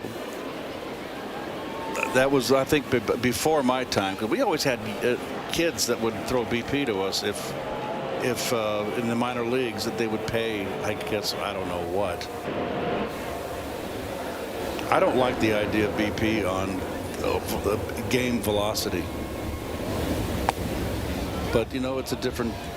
The players today, the hitters today like to hit more in the cage. The cages are much better than when we had. We were like hitting out of a tunnel in our day. The cages were so narrow and had a low ceiling too. Winker gets under one to center field. Who's going to get it? Left fielder Conine. Probably the least likely of the four, but he gets there to make the catch. One away. Well, I think that, you know, players these days, as they come up, are getting more and more used to simulating game conditions. Now they have the pitching machines that can simulate the motion and the spin and the velocity of any pitcher in baseball. I understand that, and I can't comment on that or relate to it because I've never experienced it. Maybe we need to get you in the box. Oh, I can't hit anymore. No, not to hit, but just to see what it looks like. You know, that machine. You're going to tell me I'm going to get in the box and I can't swing it? I can't try to swing? Well, you can if you want to. You just told me that you couldn't. So I just wanted you to be able to visualize what it looks like as somebody who has, you know, plied his trade swinging the bat at some point in your distant past. Distant is right. I mean, you might not want to go down there in your purple corduroys, but, you know. I did not like hitting in those old cages because you just couldn't tell where the ball went off your bat. Because, like I said, it was so narrow and you had a low ceiling.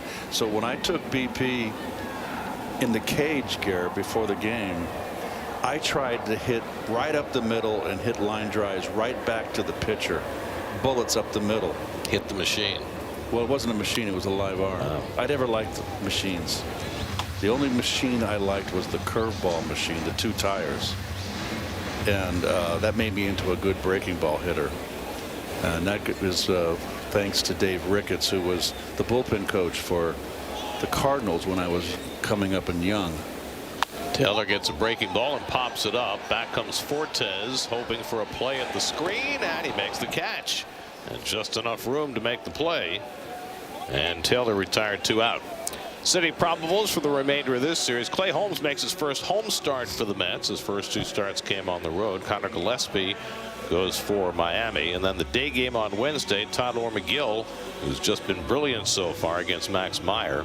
After the game on Wednesday, the Mets head out west to Sacramento, take Thursday off, and begin their road trip against the A's on Friday night. Here's Luis Angel Acuna, and he takes fastball high from Beozo. Beozo has survived nicely despite throwing a lot of pitches early in this game. Thrown in as an emergency starter with Alcantara going on the paternity list. And he's given up just 1 run and 5 hits. 2-0 to Acuna, who fouled out to third base his first time up. Well, this is what Senga does a lot. Works on his fundamentals. That's really fundamental work on his delivery, his mechanics. It's all we heard last summer when he was trying to come back from the shoulder injury, that his mechanics weren't right, and that's why he was set back as far as he was. Then the calf injury in his first start made the whole thing moot, and we didn't see him again until October. So that's interesting right there. If you saw, you know, how my pet peeve is that iPad in the dugout. I have no problem with a starting pitcher looking in between innings on how he pitched that inning. I think that's a very big positive. 3-1 to Acuna. And the breaking ball inside, ball 4. So Acuna draws a 2-out walk. That's the second walk given up by Beozo. And the Marlins have their bullpen cranking, and Clayton McCullough's on his way out to the mound.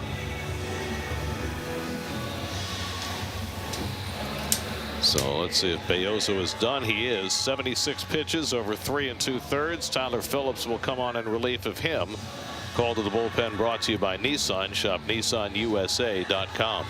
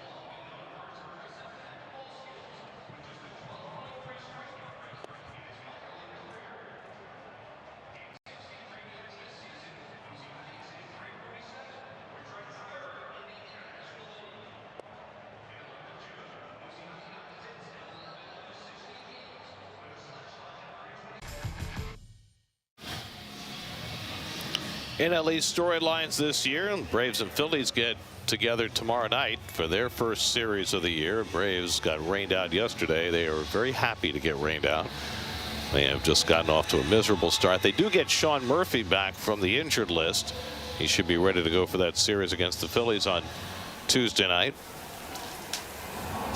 Tyler Phillips, former Philly, comes in to face Hayden Senger, who struck out his first time up, and he misses inside with his first fastball, ball one. And he hasn't pitched in 4 days, and he had a nice outing in that third game of the series. Went 2 innings against the Mets, 1 hit, no runs. It's the 9th and 10th in that game, which the Mets wound up winning in 11.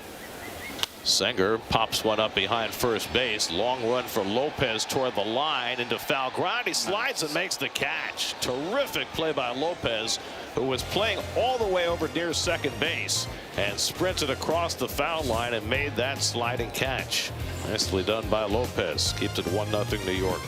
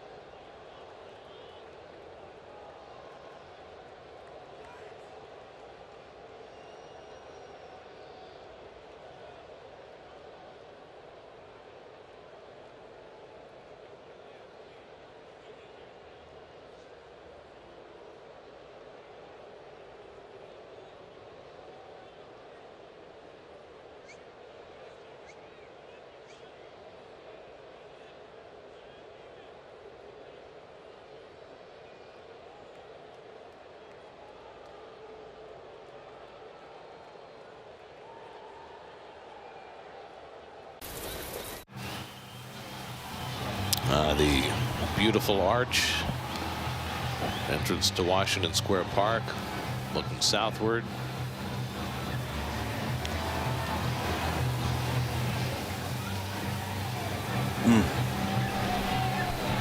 At McDougal Street, I think there's a nice restaurant on the far side of that park, down a block down further.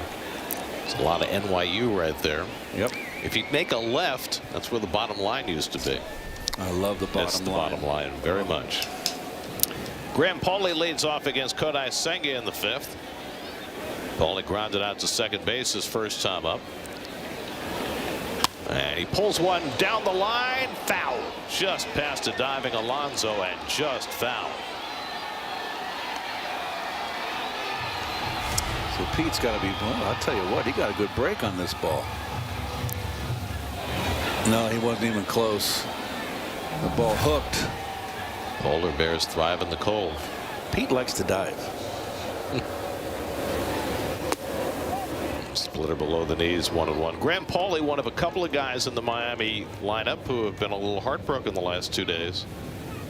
He's a Dookie. So is Griffin Conine. It was quite the collapse by the Dookies on Saturday. Yeah, it was. Who do you like in the final? Well, my feeling is that Walter Clayton is so hot that maybe Florida's going to win. I'm in your camp. But Houston has passed every test, so yep, should be a great game. Never won a championship, not even with the Big E and Elijah Wan. Well, and Kelvin Sampson's looking for his first title too. He's been around for a long time. He's been a really good coach for a long time. Nick Fortes on deck, and then Xavier Edwards for the Marlins in the 5th against Senga, who's given up 4 hits, and that one's pulled down the right field line toward the corner, but foul.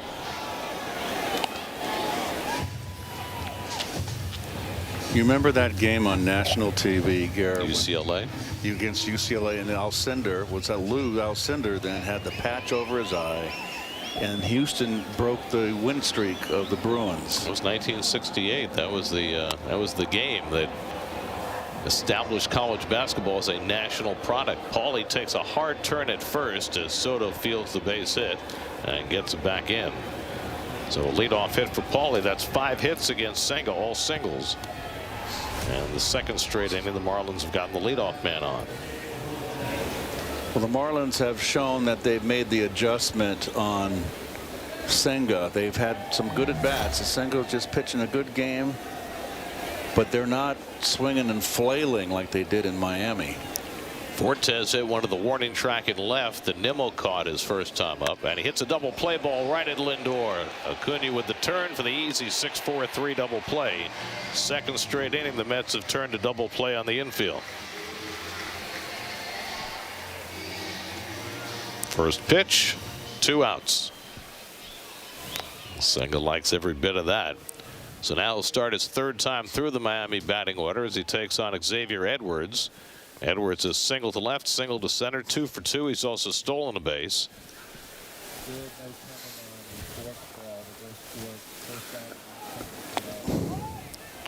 And the sweeper misses high for ball 1. Well, we mentioned the high whiff rate against that fork ball. Yep.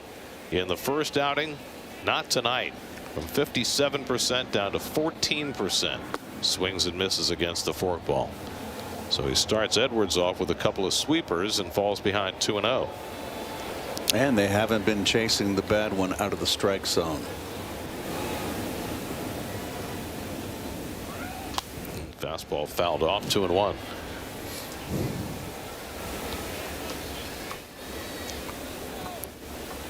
After this series is over and the Mets have the off day on Thursday, as you look at the cartoon forks, looking like little Pac-Man monsters or Space Invaders. 3-1. The Mets are going to have 13 straight days where they play a game starting Friday in Sacramento, which means they're probably going to go to a 6-man rotation, and that's mostly in deference to Senga. Senga thrived last year when he had the extra day of rest, and of course pitchers in Japan generally pitch once a week. So the plan all along was to start with 5 and eventually go to 6. Mets really don't have a 6th starter right now. Paul Blackburn's trying to work his way back from a little knee problem, and he might be ready in time for that spot or not. But they want to make sure Senga stays healthy and productive. 3-2 coming, and he fouls back high fastball, 96. It's about as hard as Senga's thrown a pitch tonight. Edwards swinging a good bat tonight. We mentioned a couple of times this week pitchers who don't necessarily pay a 3rd time through the order penalty. Senga's one of those. 3rd time through in his career, they've hit just 192 against him.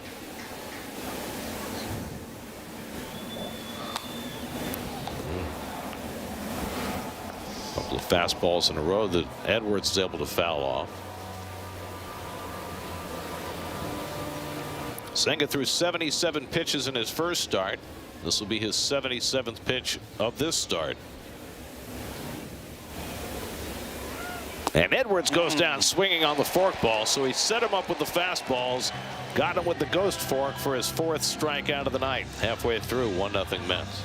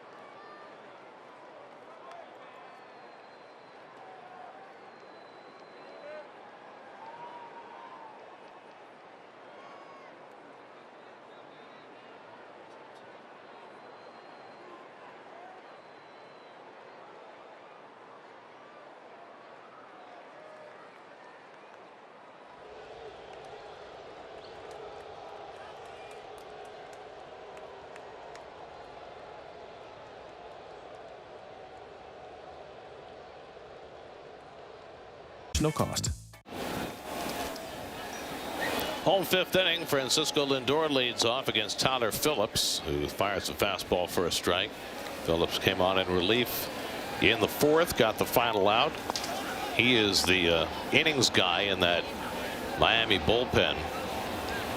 Mets have certainly gotten their money's worth out of their multiple inning relievers early in this season. That's lined the other way, and Lindor has got his third hit of the night. A bloop hit, a bunt hit, and now a solid single to left. Let's check out the T-Mobile coverage cam. The first two Lindor hits.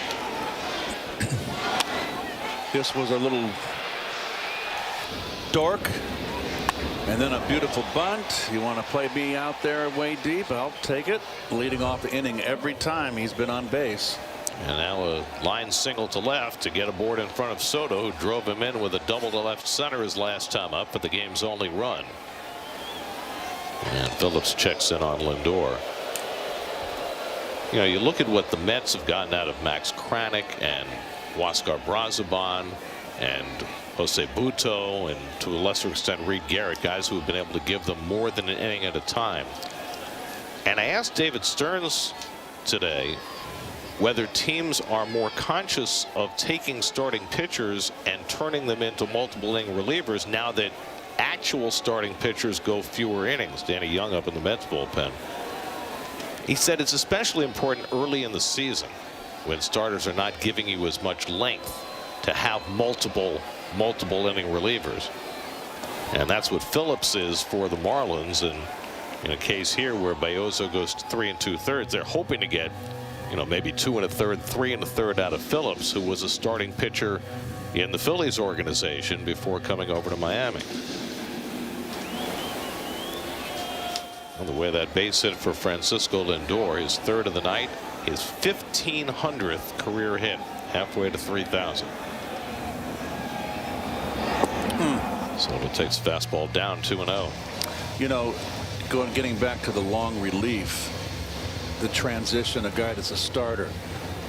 Whitey Herzog always told me that there were just some pitchers I only want him to go once time through the order. Well, that one time could be 3 innings out of him if he goes 1, 2, 3. You know, he has a clean. But I wouldn't want the lineup to see him a second time. That unique foot placement by Soto, and that's below the knees. You know, there's been so much attention in the baseball industry to relievers being made starters, whether it was Seth Lugo or Michael King or the Mets this year with Clay Holmes. I don't think as much attention has been paid to the need to have multiple inning relievers and how many starters are making that move. And certainly the Mets have done that with Butto and Kranick. Check swing, and that misses for ball 4, and the Mets have the first 2 men on in the 5th. So Soto, with his discerning eye, gets aboard, and the Mets have 2 base runners for Alonso with nobody out.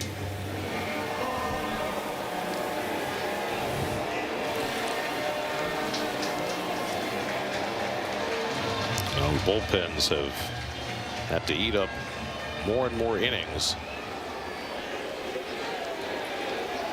as starters have gotten less deep into games. Alonso fouls off first pitch fastball, 0-1. Pete singled to center in the first, lined out to left in the third. Swinging the hottest bat in the lineup right now. And a chance with a couple of men on. He's got 11 RBIs to lead the team, 5th in the league. He chases a slider, 0-2. Let's see if he goes inside to get him. Good breaking ball off the plate. Pete swung at 2 bad pitches. Fastball that ran in bad, and then the breaking ball that just missed. But that was a tough pitch to lay off. That slider was a good one. Phillips ahead on Alonso, 0-2. And went well wide, and Fortes able to keep it in the neighborhood. 1-2. Brandon Nimmo on deck.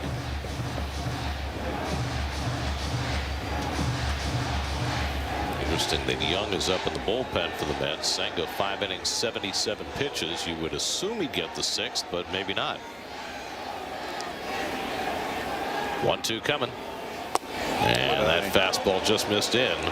2-2. That's the one he swung at the first pitch and he laid off. The Pete is really focused up there from the get-go this season.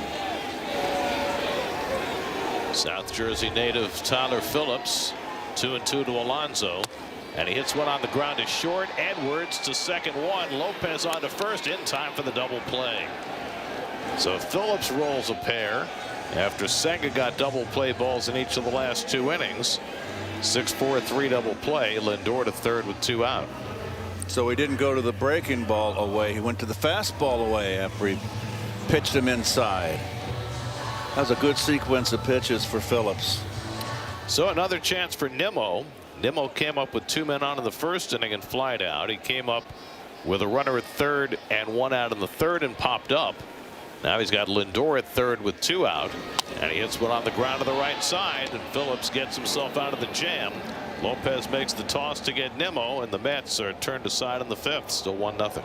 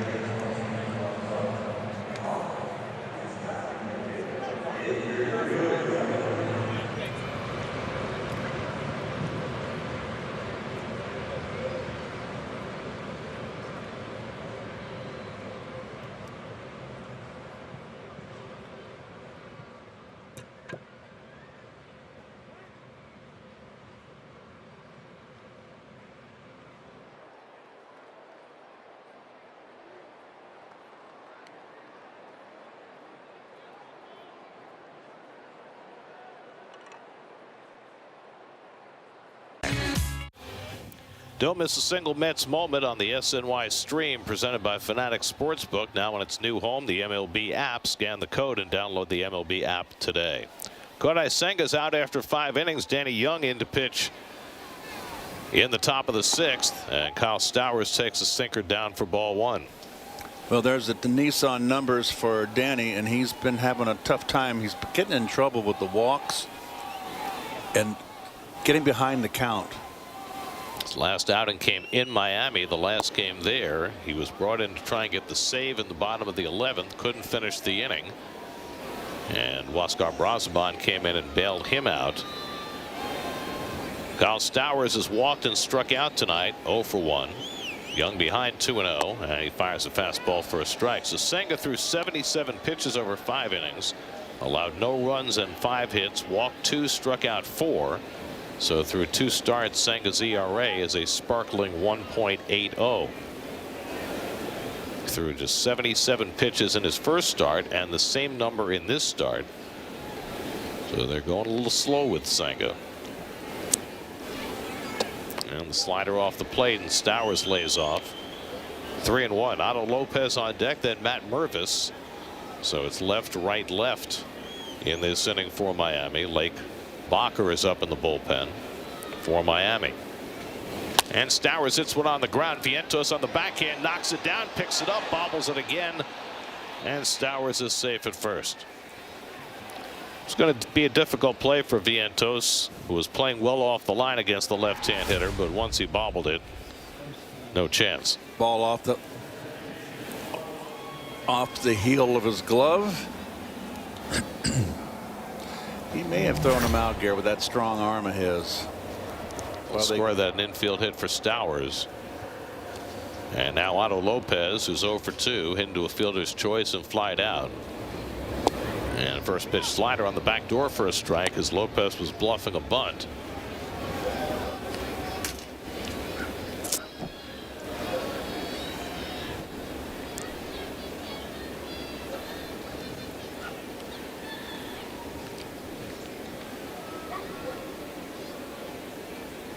And Lopez hits it softly to second. Acuna with the backhand flip and no chance for 2. Not against Lopez's speed.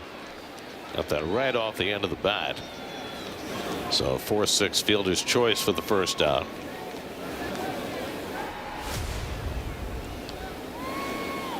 Just off the end of the bat is right. Look at his bat. There it goes. So now we're going to get a pinch hitter, Matt Mervis. The left-hand hitter will not bat, and they'll send up Jonah Bride instead. So with the left-hander in the game, Clayton McCullough goes to his bench. He's got 3 right-handed bats on the bench. Right hitting for Mervis in the DH spot. Mervis was on base twice with a walk and a single, but they generally keep him away from left-handed pitching. Well, there's a happy Bride. From Jonah Bride to Bride of Mets. He's off to a 2 for 26 start, Bride. Former Oakland Athletic. And he takes a slider for a strike, 0-1. I mean, if we're not allowed to call the A's Sacramento, what do we call them? Just A? The AAs? No, that wouldn't be right. That would imply a problem they don't have. Well, they're no longer the Oakland A's. They were once the Philadelphia A's. They were the Kansas City A's. Yes, they were. Someday they'll be the Las Vegas A's. I don't know. It's going to be a problem this weekend. You're not going to have to worry. You're not going to be there. But I will not. Ronnie and I will be in West Sacramento, California to play the Ath.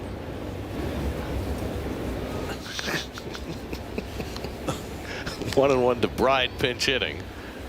And that slider runs inside, and he stopped the swing in time. 2 balls and a strike. I guess they can't put an apostrophe up there to put A's. It's an anathema. Well, you wouldn't want to put AS up there without the apostrophe. Right. As. Outside, that's 3-1 to Bride.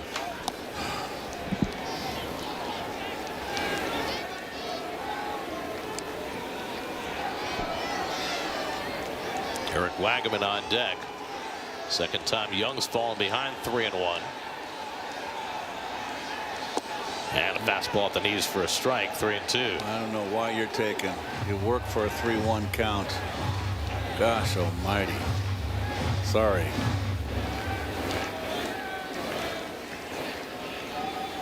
Lopez at first carrying the tying run. 3-2, 1 out. Not going. And it's in there for a call, strike 3. Got him looking at a sinker.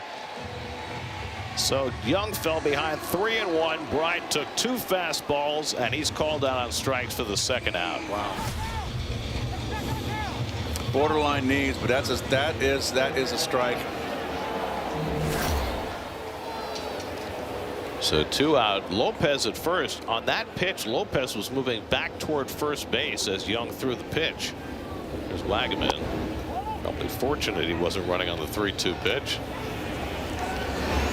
Sanger might have thrown him out. Wagaman 0 for 2. Last time up, he had a foul pop-up that Alonso made a terrific play on, reaching over the dugout railing. And the backdoor slider in for a strike, and it's 1-1.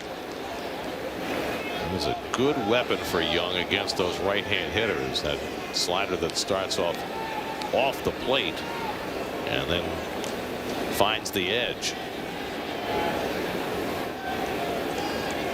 And he comes inside with the slider and gets a swinging strike. 1-2. Young is one of those left-handers that throws more confidently against right-handers than left-handers. He struggles with command against lefties. Ahead on Wagaman, 1-2.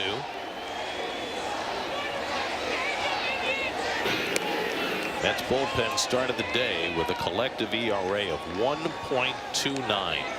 Never better than they were yesterday, when Kranick, Garrett, Minter, and Diaz combined for 4 1/3 scoreless innings on just 1 hit. 1-2 coming. And the slider a little bit low, 2-2.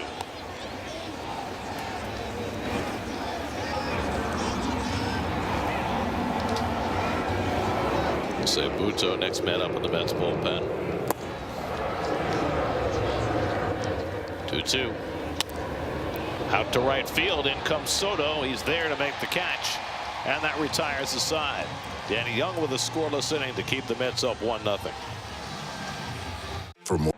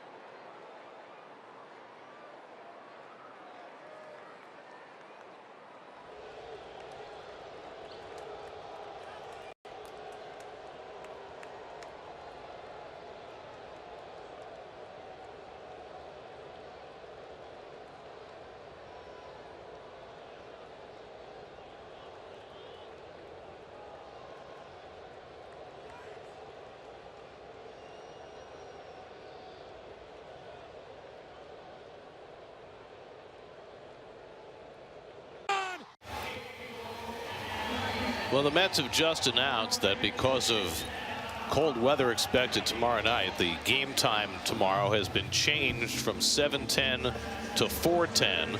And the Mets have also announced that if you have a ticket for tomorrow night's game, you'll get a voucher for a ticket for remaining Monday through Thursday games. So tomorrow's game will be at 4:10 rather than at 7:10. We'll have our coverage on SNY starting at 3:30. Mark Vientos leads off in the home 6th inning against Lake Bacher and holds the swing on the first pitch slider. Ball 1. 4th appearance for Bacher. He pitched in that 3rd game of the series against the Metsies. Went 1 inning, no runs. Vientos was robbed of a hit his last time up. Hit a liner to left that Griffin Conine made a terrific diving catch on. And Vientos walked his first time up, so he's had better at bats tonight. He has. He has had much better at bats. Vientos, Winker, and Taylor for the Mets in the 6th. And Vientos takes a slider for a strike, and it's 1-2. Luke Bacher, the 3rd pitcher of the night for Miami. Valente Bayozo went 3 2/3, allowed a run on 5 hits. Tyler Phillips worked an inning of 3rd, no runs and 1 hit.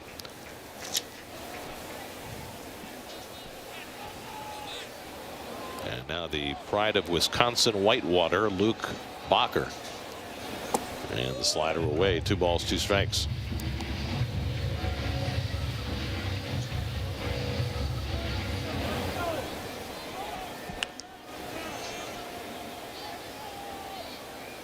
2-2 coming. Up and in, ball 3. Well, the Dodgers just lost 2 out of 3 in Philadelphia.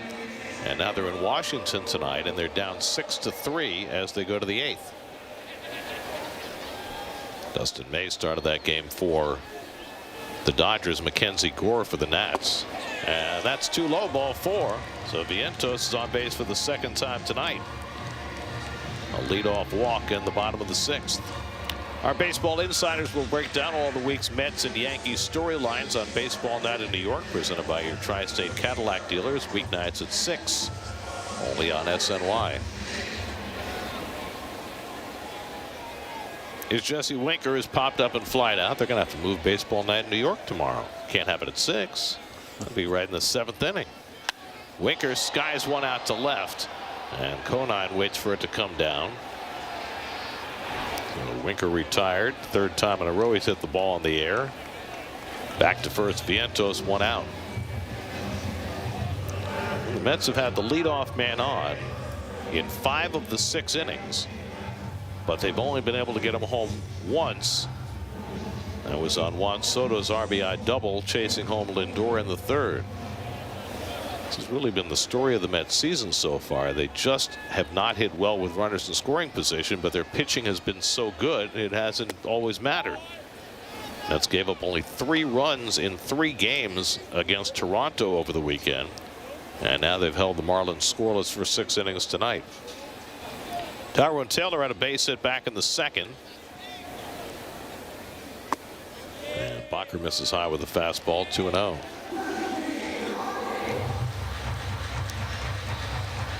Blue Jays trying to cool off the red-hot Red Sox at Fenway tonight. Red Sox swept a day-night doubleheader from the Cardinals yesterday. They've now won 5 straight. And remember when Rafael Devers was 0 for 19? Yes. He's 10 for 19 since. Yeah, can't keep a good man down. That's how that goes. I guess he's okay with that DH spot now. 2-1 to Taylor. And Tyrone fouls back the slider. Pitch to hit there, 2-2.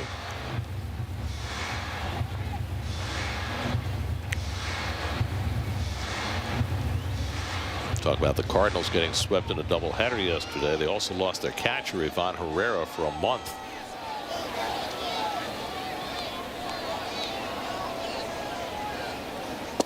Slider on the outside corner, got him. And Taylor's caught looking for the 2nd out.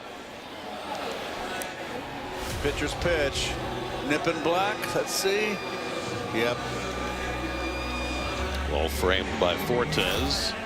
And Paul Clemens called it a strike, 2 out. And now Luis Angel Acuna, who's fouled out and walked 0 for 1.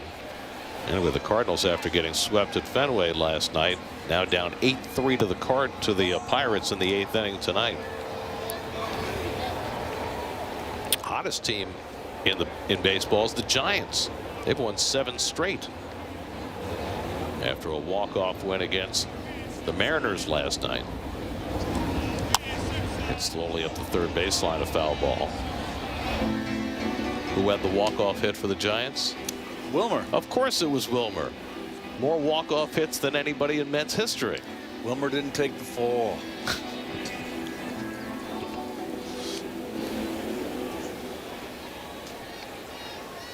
Blankets coming in handy tonight. 1-1 coming. And Acuna fouls it back this way and out of play. 1 ball, 2 strikes.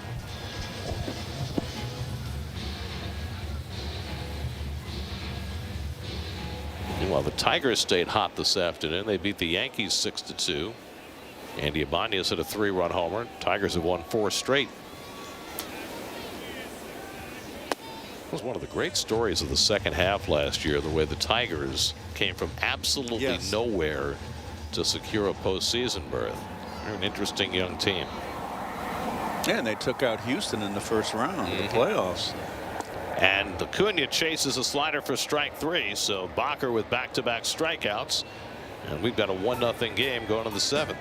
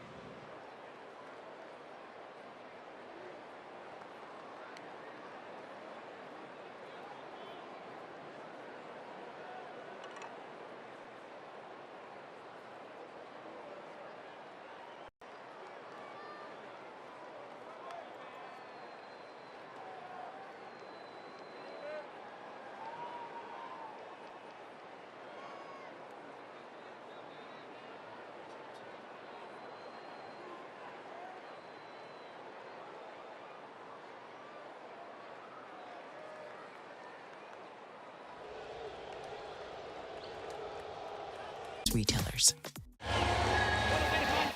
New York at night, all lit up. What a beautiful city we have. No doubt. Jose Butto comes on to pitch for the Mets in the 7th. And you see the accent on the O, and that is correct, Garrett. Griffin Conine leads off. Well, I asked Jose today because there have been some people who now have been pronouncing his name Butto. He had previously said it was proper to say Butto, but he acknowledged today that Butto is the proper pronunciation. Acuna handles the ground ball by Conine, and so Butto gets his first out. The jersey does not have the accent on it. However, there is an accent both on the E of Jose and the O of Butto. So it's Jose Butto. Here's Dane Myers. No accents. Struck out, grounded out to a double play. And a comebacker goes past the mound off the glove of Acuna, and Myers is safe at first. The ball took an awkward bounce as it went past the mound. I don't know if it hit the rubber or something else, but it took an awkward hop for Acuna. And Myers will get credit for a hit. No, it hit the mound. You're right. It did hit the mound. And that in-between hop, he couldn't get to the short hop. So Myers is aboard with 1 out, and now Graham Pauley, who had a base hit to right field his last time up. And Pauley takes a fastball strike from Butto. Jose had a rough outing on Saturday against Toronto. He went an inning and 2/3, allowed a run on 3 hits. I thought he threw too many breaking balls in that appearance, Garrett. Too many sliders. There's a changeup at the feet of Pauley, and he did not swing. 1-1. Well, what surprised me about that, and it's been the case in a couple of Butto's outings this year that he's thrown a lot of sliders, is that his changeup has always been his best pitch, and he hasn't thrown it very much.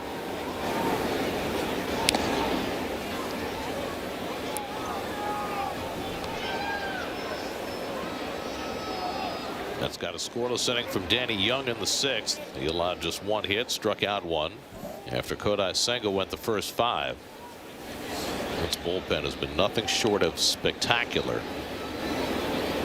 And that fastball just off the plate. 2 balls and a strike to Pauley. Nick Fortes, the catcher, on deck.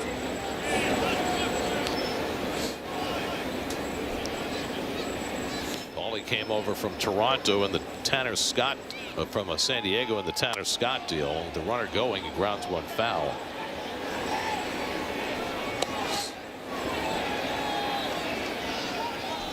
So there's the changeup numbers on Butto, so you can understand why you would think that he would throw more changeups, but that has not been the case in his recent outings.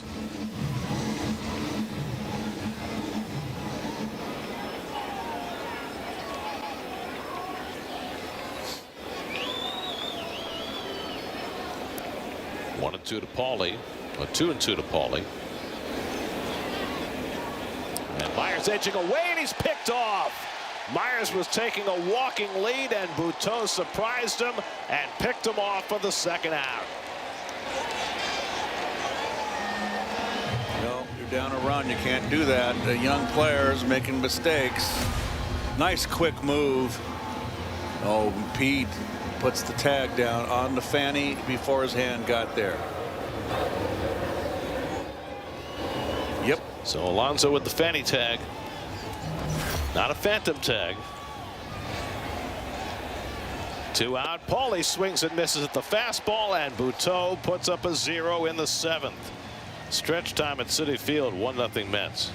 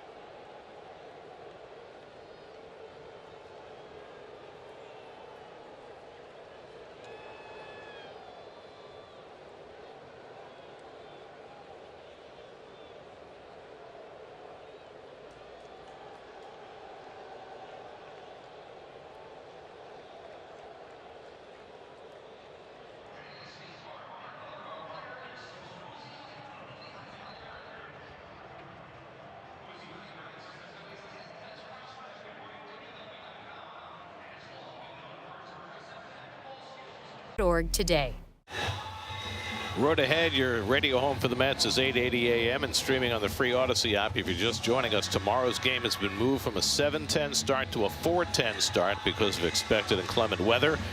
Day game on Wednesday, then the Mets head to the West Coast, play Sacramento, then Minnesota, and then they come home to play the Cardinals next week. Hayden Senger leads off, takes a slider outside from Luke Bacher as we start the bottom of the 7th. Senger is struck out and fouled out. 0 for 2. Mets 1 run, 6 hits. The Marlins no runs and 7 hits. And Senger drives one to center field. Myers chasing back. He'll get there to make the catch. 1 out. Myers, who just got picked off, hiding his face now. I think it's just because he's cold. Yes. And once again, the Mets pitching is carrying the load here. They've just been outstanding pitching from the Mets. I'm just watching the dancing and the singing. Okay.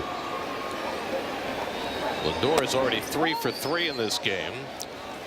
A bloop single to center in the first, a bunt hit in the third, and then he scored the only run of the game. And then he singled to left in the 5th, his 1500th career base hit. Bacher pours in a fastball for a strike, 1-1. Lindor came into the game hitting 172. The 3 hits gets him up to 250. It's that time of year. Yep. Pops this one up behind third. Paulie into foul ground. At the railing, can't quite get there through the screen as it lands on the other side. No, not recommended. I mean, the holes in that screen are very small. They're hard to get through. You can reach around a screen to make a catch, sure, and it's fair. You just can't catch the ball off the screen.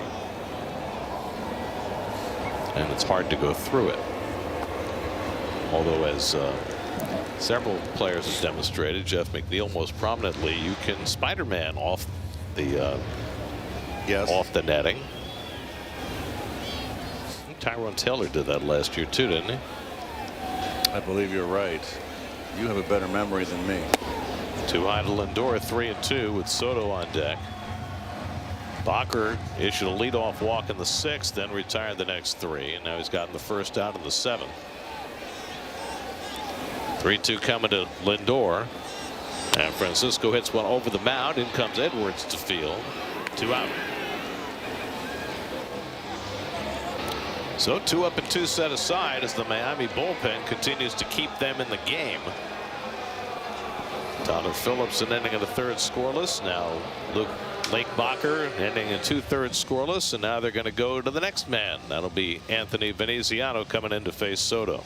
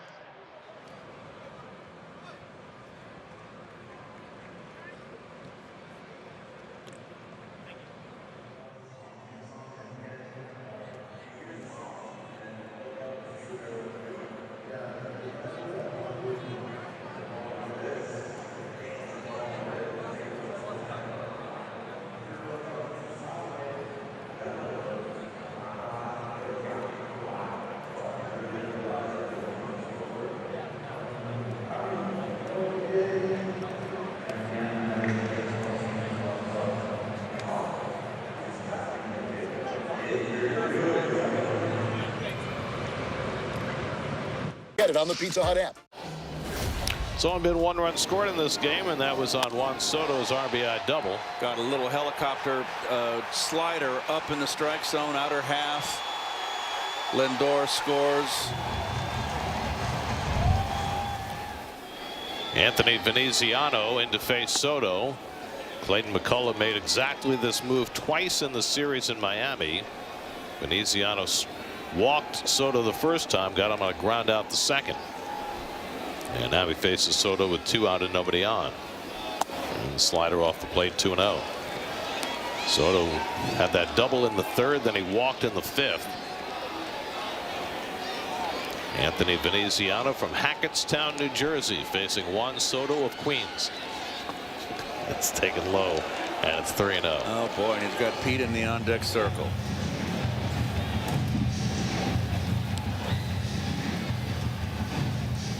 Blake Bacher went an inning and 2/3, no runs, no hits, a walk, 2 strikeouts. Veneziano behind on Soto, 3-0. And he got it in at the knees for a strike, 3-1. Love the way Soto looks every pitch into the catcher's glove. Very disciplined. He pulls one down to first, past the glove of Wagaman and into right field, a base hit. So Soto's got his second hit of the night, a 2-out single. That's what's impressive with me, for me, with Soto. How quick he is inside.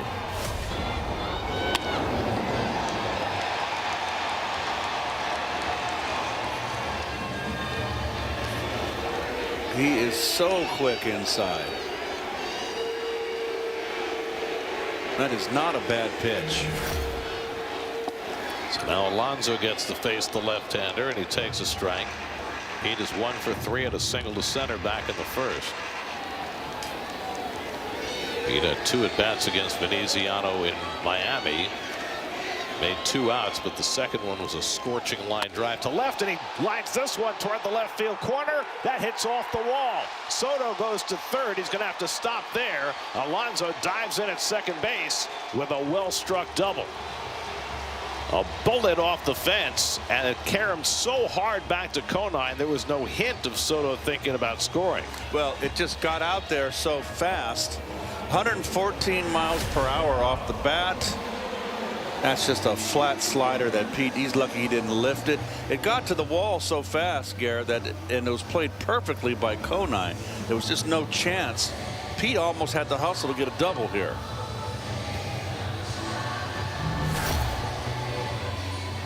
So now Nimmo facing Veneziano, against whom he had a hit in the second game of that series in Miami.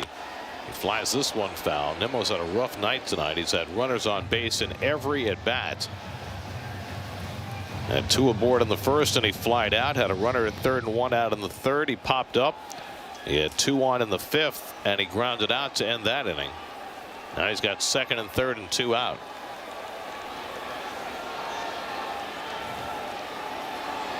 And Nimmo rolls over that slider. 0-2.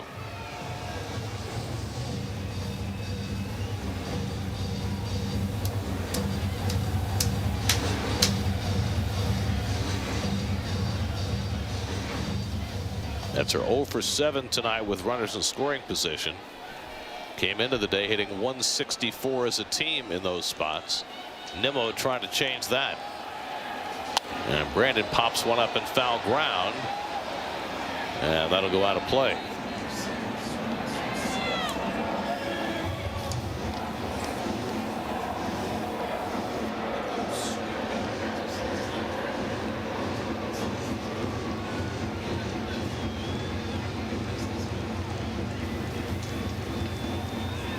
Nimmo so far this season 2 for 14 with runners in scoring position, including 0 for 3 tonight. He drives this one out to left. Conine started back, now moves over and makes the catch. And that retires the side, and the Mets leave 2 more in scoring position. Still 1-0 after 7.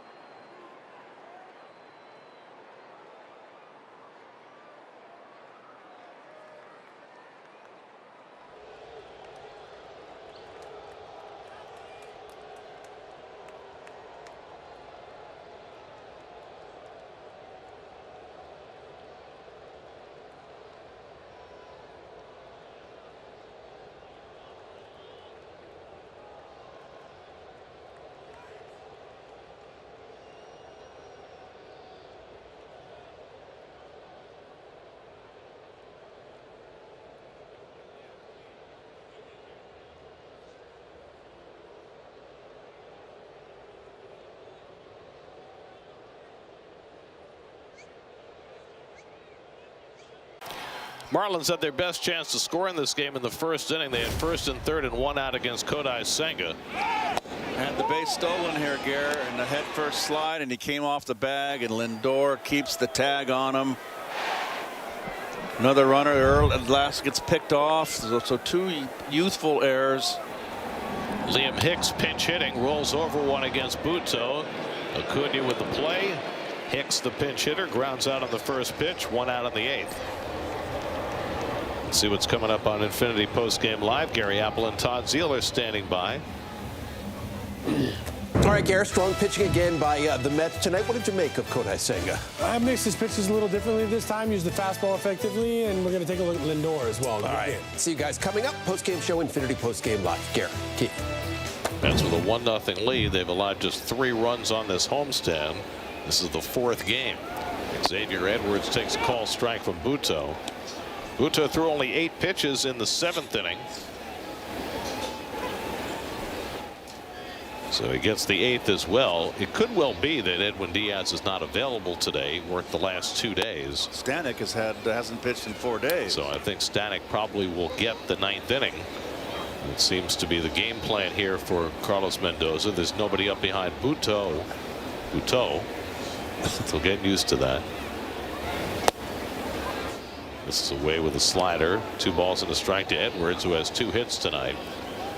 Francisco Lindor has 3 hits tonight. He's graduated to a quarterback hand warmer. It's got the kangaroo pouch. Where's Joey? And where did that pitch miss? 3 balls and a strike. 1 on the front, 1 on the back. Buto behind in the count for the first time. And he misses away ball 4, so Edwards is on base for the 3rd time tonight. And a threat to steal. He's already got 1 stolen base in this game. So now Kyle Stowers will come up against Buto. With the tying run at first, Jeremy Hefner will pay Buto a visit before that happens.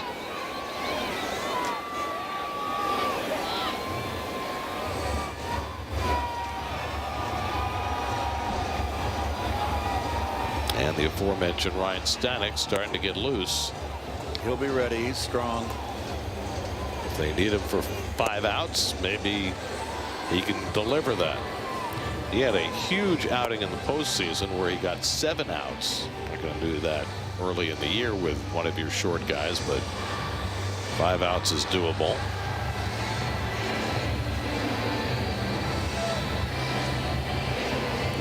Pirates beat the Cardinals tonight 8-4. That's 4 straight losses for St. Louis. Joey Bart had a home run for the Pirates. Yeah, the Cardinals are now up that hot start. Are 2 under. So here's Stowers, who has a walk and an infield hit tonight, 1 for 2. Edwards and his speed at first. Buto got his first career pickoff in the 7th inning, trying for another, and Edwards gets back in. Buto picked off Dane Myers in the 7th.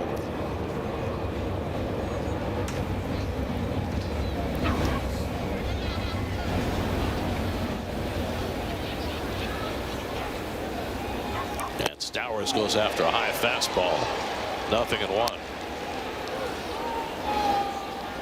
Buto trying to keep that pitching hand warm.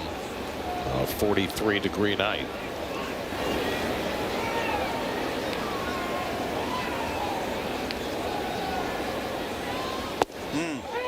Throw to first, and Edwards got back in as Stowers took another fastball for a strike. He almost popped up off that bag. He sure did. So now Buto ahead on Stowers 0-2 with a couple of fastballs. And he blew one by him for strike 3. Buto going with number 1. Well, he's got his 2nd strikeout, 2 out of the inning. That's a good scouting report. Big uppercut swing, low ball hitter. Never going to catch up with a high heater. Going to swing under it with that uppercut. So 2 out. Edwards still at first. And now Otto Lopez, who's gone 0 for 3 tonight. Butteau trying to get through 2 scoreless innings. And he gets a high strike call to Lopez, 0-1. Butteau last time out threw all those sliders. Tonight he's coming out throwing gas. Stanek just standing around in the bullpen making the occasional toss as Butteau tries to get through the inning. There's the slider to get ahead on Lopez. 0-2.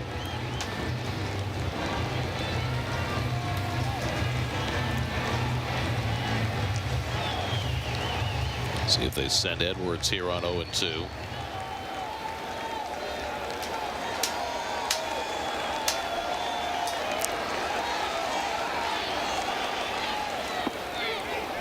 Blocked by Sanger on a slider in the dirt. 1 ball, 2 strikes.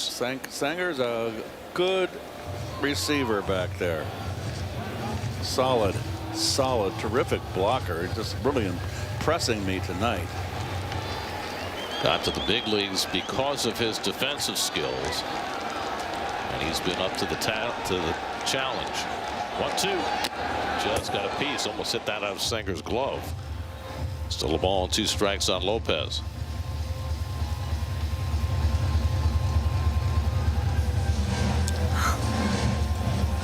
Mets trying to win another close, well-pitched game. They won 3-2 on Saturday, 2-1 yesterday, up 1-0 in the 8th tonight.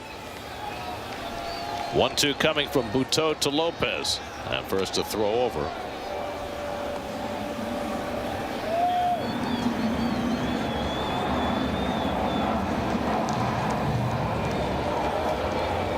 Edwards has his 3rd stolen base of the year tonight.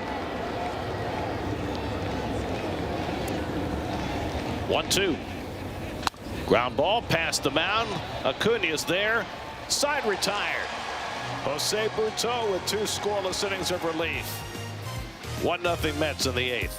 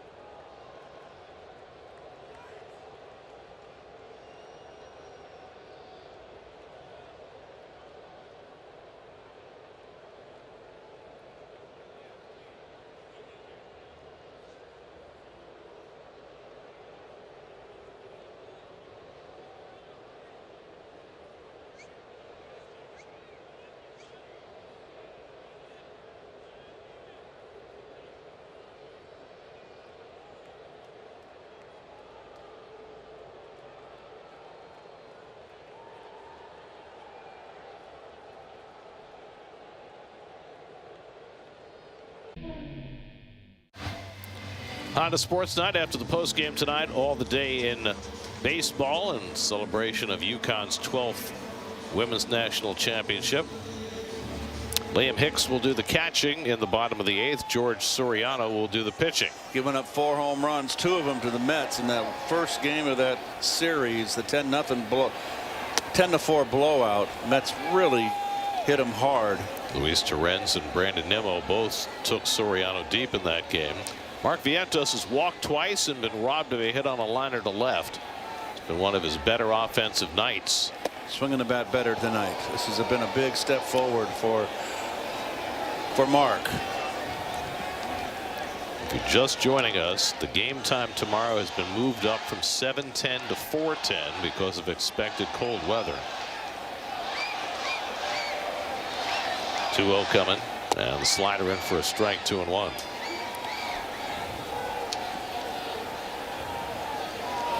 Ryan Stanek getting ready for the save opportunity in the ninth, with Diaz having worked each of the last 2 days.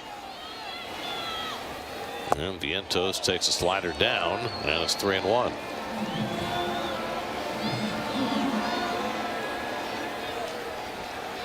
Jesse Winker on deck, and then Tyrone Taylor as the Mets look for insurance in the bottom of the 8th.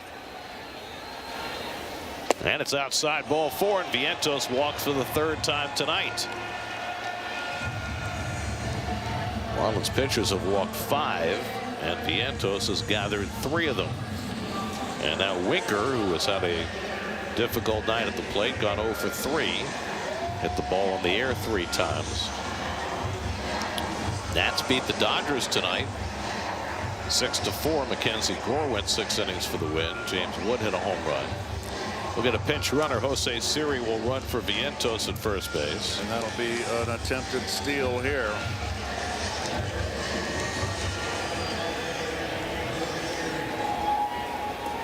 Siri running for Vientos. Then they can bring in Brett Beatty to play third base in the 9th inning. So here's Winker. Third baseman Paulie playing at the edge of the grass at third. No hint of a bunt from Winker, who takes a changeup for a strike. 0-1. George Soriano, the 5th Marlins pitcher of the night. The starter Valente Beozo gave up a run on 5 hits in 3 2/3, but the bullpen has been solid.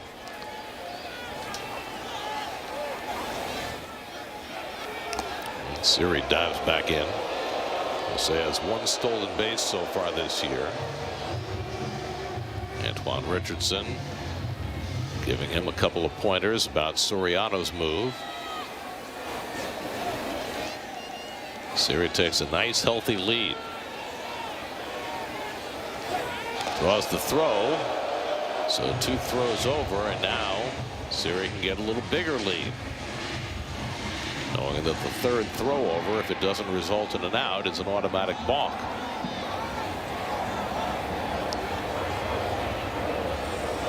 Siri running for Vientos, who walked 3 times today. First time in his career that Vientos has ever walked 3 times in a game. 0-1 to Winker. Siri jumps out to his lead. A little extra half step. Not going. And the fastball outside. A ball and a strike.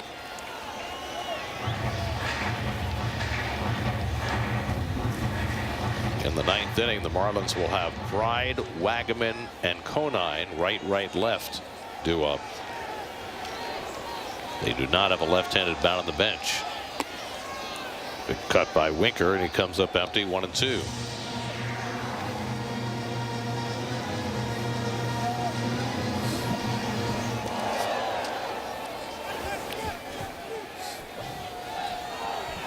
Tyrone Taylor waits on deck.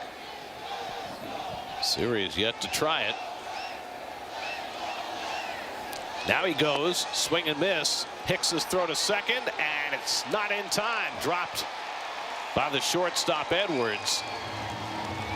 If he doesn't drop that ball, I think that Siri might be out. He is out. But the ball was in the dirt, and Edwards came down and lost the ball on the attempted tag. So it's a strikeout of Winker, but Siri picks up the stolen base. The 1 out and a runner in scoring position, and Tyrone Taylor coming up. Taylor's 1 for 3, had an opposite field single back in the 2nd. Since then, he's fouled out and struck out, and he takes fastball inside from Soriano.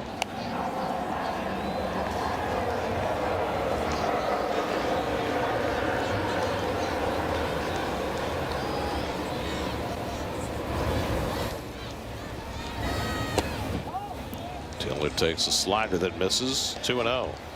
Luis Angel Acuna waiting on deck.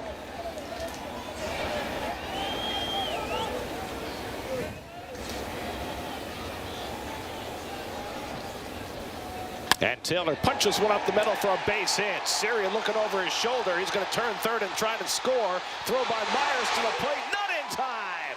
Siri slides in safely. Tyrone Taylor gives the Mets some insurance with an RBI single. And the Mets have a 2-0 lead in the 8th.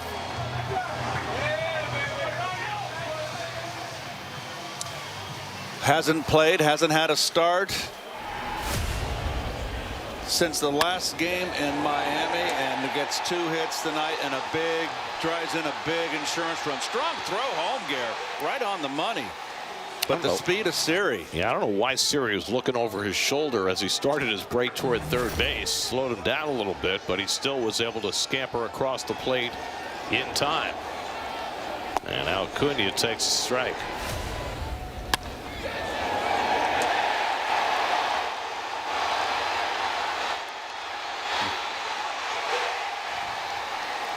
Tyrone Taylor with his first run batted into the season, and that's a big one. It gives Stanek a little breathing room in the 9th. Nice 2-for-4 night for Tyrone with the RBI. Big 8th inning RBI. Acuna's 0 for 2 and a walk today.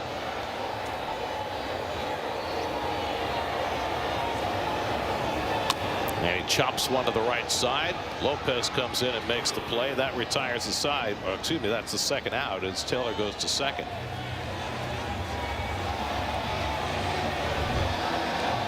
Is the play at the plate. And he clearly safe. Just got in front. Speed kills.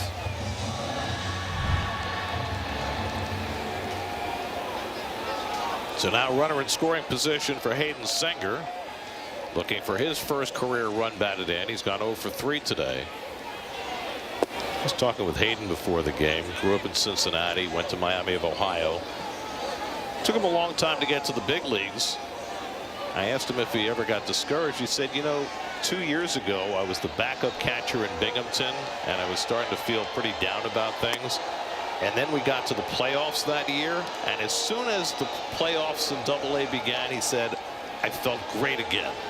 And it really gave me a spark toward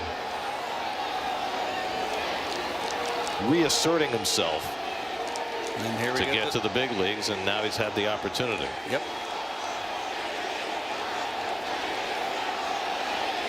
Yeah, when you're in the minor leagues and you're not starting, it's kind of, you know, you got to look in the mirror. You know, he was the backup to Kevin Parada in 2023 in AA, and now Senger's in the big leagues and Parada's still in AA. Liner to center. Myers coming on, makes the catch, and that retires the side. But Taylor's RBI hit gives the Mets some breathing room. 2-0 going to the 9th.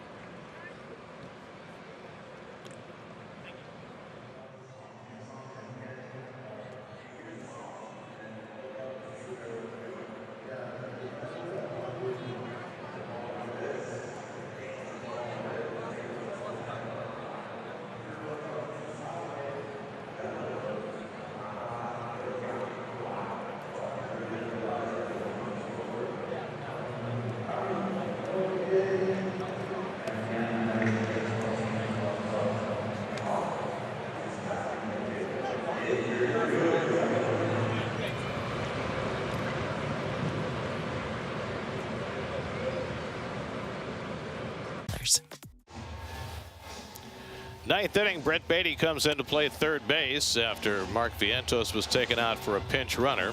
And Ryan Stanek will look for his first save as a Met. He's had 11 saves in his career, 7 of them last year with Seattle. But he has not had a save as a Met, and he gets a chance for one tonight. And he's plenty rested, hasn't pitched since the final game. He missed the Toronto series, so he's strong. Jonah Bride will be the first man up against him. Bride came up as a pinch hitter and took a call third strike in the 6th. And he takes a strike on the outside corner for 0-1. You have to take a swing. Eric Wagaman and Griffin Conine to follow against Stanek. And he throws that slider right on the corner for a strike and gets ahead 0-2. 2 big time sliders. Knees in black outside corner. That's the 3rd appearance for Ryan. He's only worked an inning and a third this year. He was such a force for the Mets in the postseason last year after struggling early in his Mets tenure. And in the air to deep right center field. Back in the gap goes Taylor. He'll get there. A step on the warning track to make the catch. And Bryant retired, 1 away.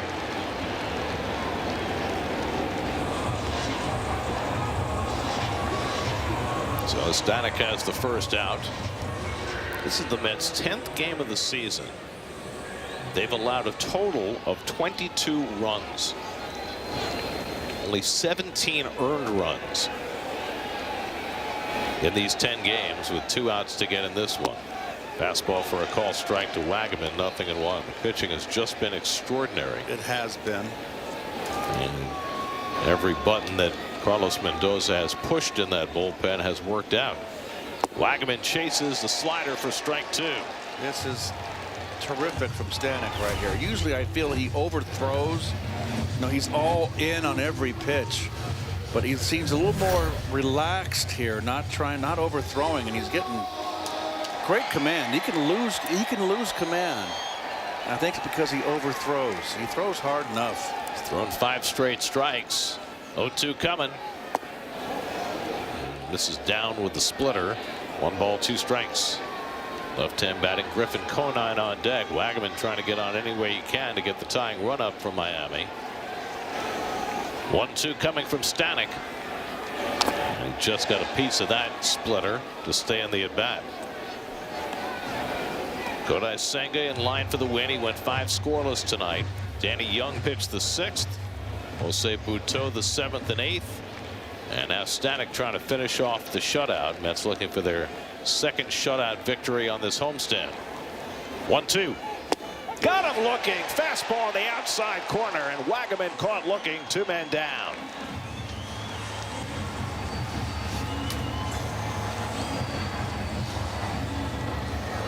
And so the Marlins are down to their final out on this chilly night in New York. Met fans staying warm with their heavy clothes and their blankets and the dogs, and on the verge of another win. Griffin Conine 1 for 3, and he flies one out to shallow right center field. Should be easy for Taylor, and the ball game is over. Ryan Stanek picks up his first save as a Met. The Mets have won their 5th in a row. They shut out the Marlins tonight 2-0. Juan Soto drove in a run. Tyrone Taylor drove in a run. The pitching was impeccable, and the Mets have won 5 straight. Well, the Mets now with the 2-0 win. Lindor, Big Keith on base 3 times, 3 hits in that leadoff role. He scored a run behind the double of Soto. Tyrone Taylor hasn't played in 4 games, and what did he do? 2 for 4. He drove in the insurance run in the 8th, and he is a veteran. It's just a big win for the Mets. They are undefeated at home.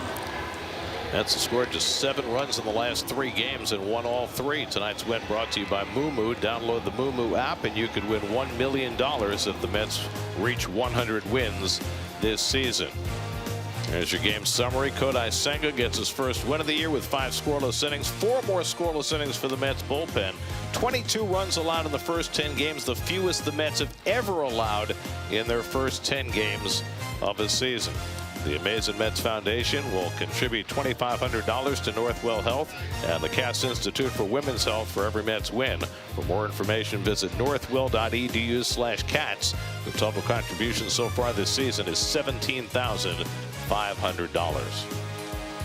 New York Mets baseball on SNY is brought to you by Audi. Visit your Tri-State Audi dealer today. By Tunnel to Towers. Donate $11 a month to Tunnel to Towers at t2t.org. By New York 811. Safety is in your hands every dig, every time. And by Nissan. At Nissan, they make cars to thrill. Experience the thrill for yourself. Shop nissanusa.com. Final score tonight, the Mets 2, the Marlins nothing.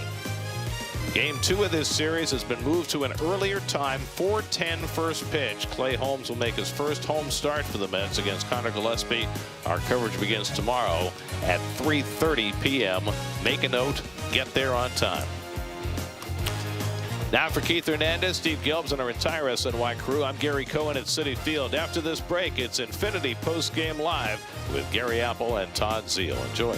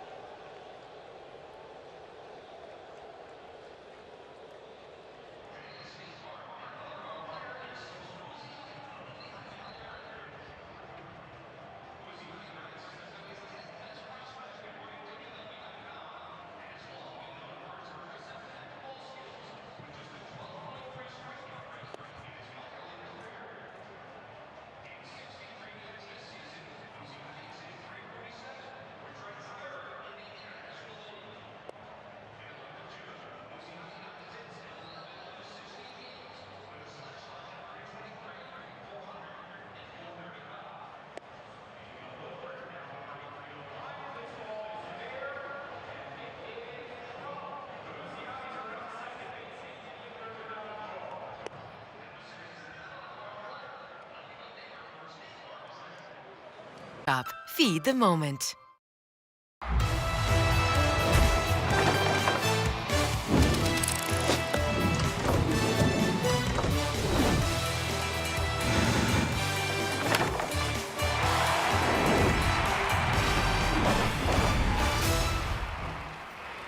There we go. Infinity Postgame Live. Gary Apple, Todd Zeal back inside our SNY studios. The Mets pitching, it has been off the charts here through these opening 10 games of the season.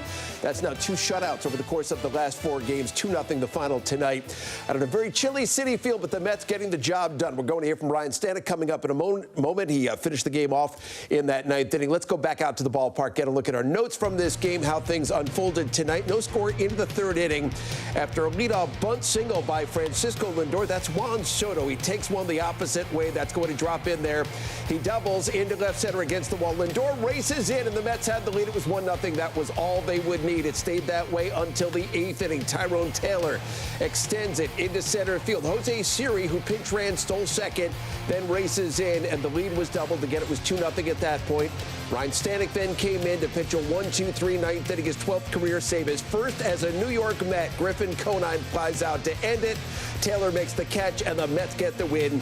2-0 was the final. The Mets have now won 5 consecutive games and 6 of their last 7. It is fun to watch the way the Mets are pitching right now. Let's begin with the starter. Kodai Senga picks up his first win of the year. 5 innings, 5 hits, and no runs. What did you like about his night? He was strong again, and what we talked about in pregame with Kodai, which we've seen over his young major league career, is that he can have some troubles in the first inning. And we had this, this graphic to look at what that meant. His ERA in the first inning over 4.5, and then after that first inning seems to settle in. And we saw some of that same thing once again today. I think it just takes him a little bit of time to get the rhythm on the ghost fork, to get some swing and miss on it. And this was the case tonight again. In that first inning, gave up 2 walks and a base hit, got helped out with a caught stealing. And then this is his out pitch right there. The ghost fork, he sees that he's sitting back on, which is what they were doing, and then beats him with the fastball. And then as the game went on, you saw him using that fastball effectively. Paint right there to get the strikeout on Conine, and then once again the strikeout to end that second inning threat.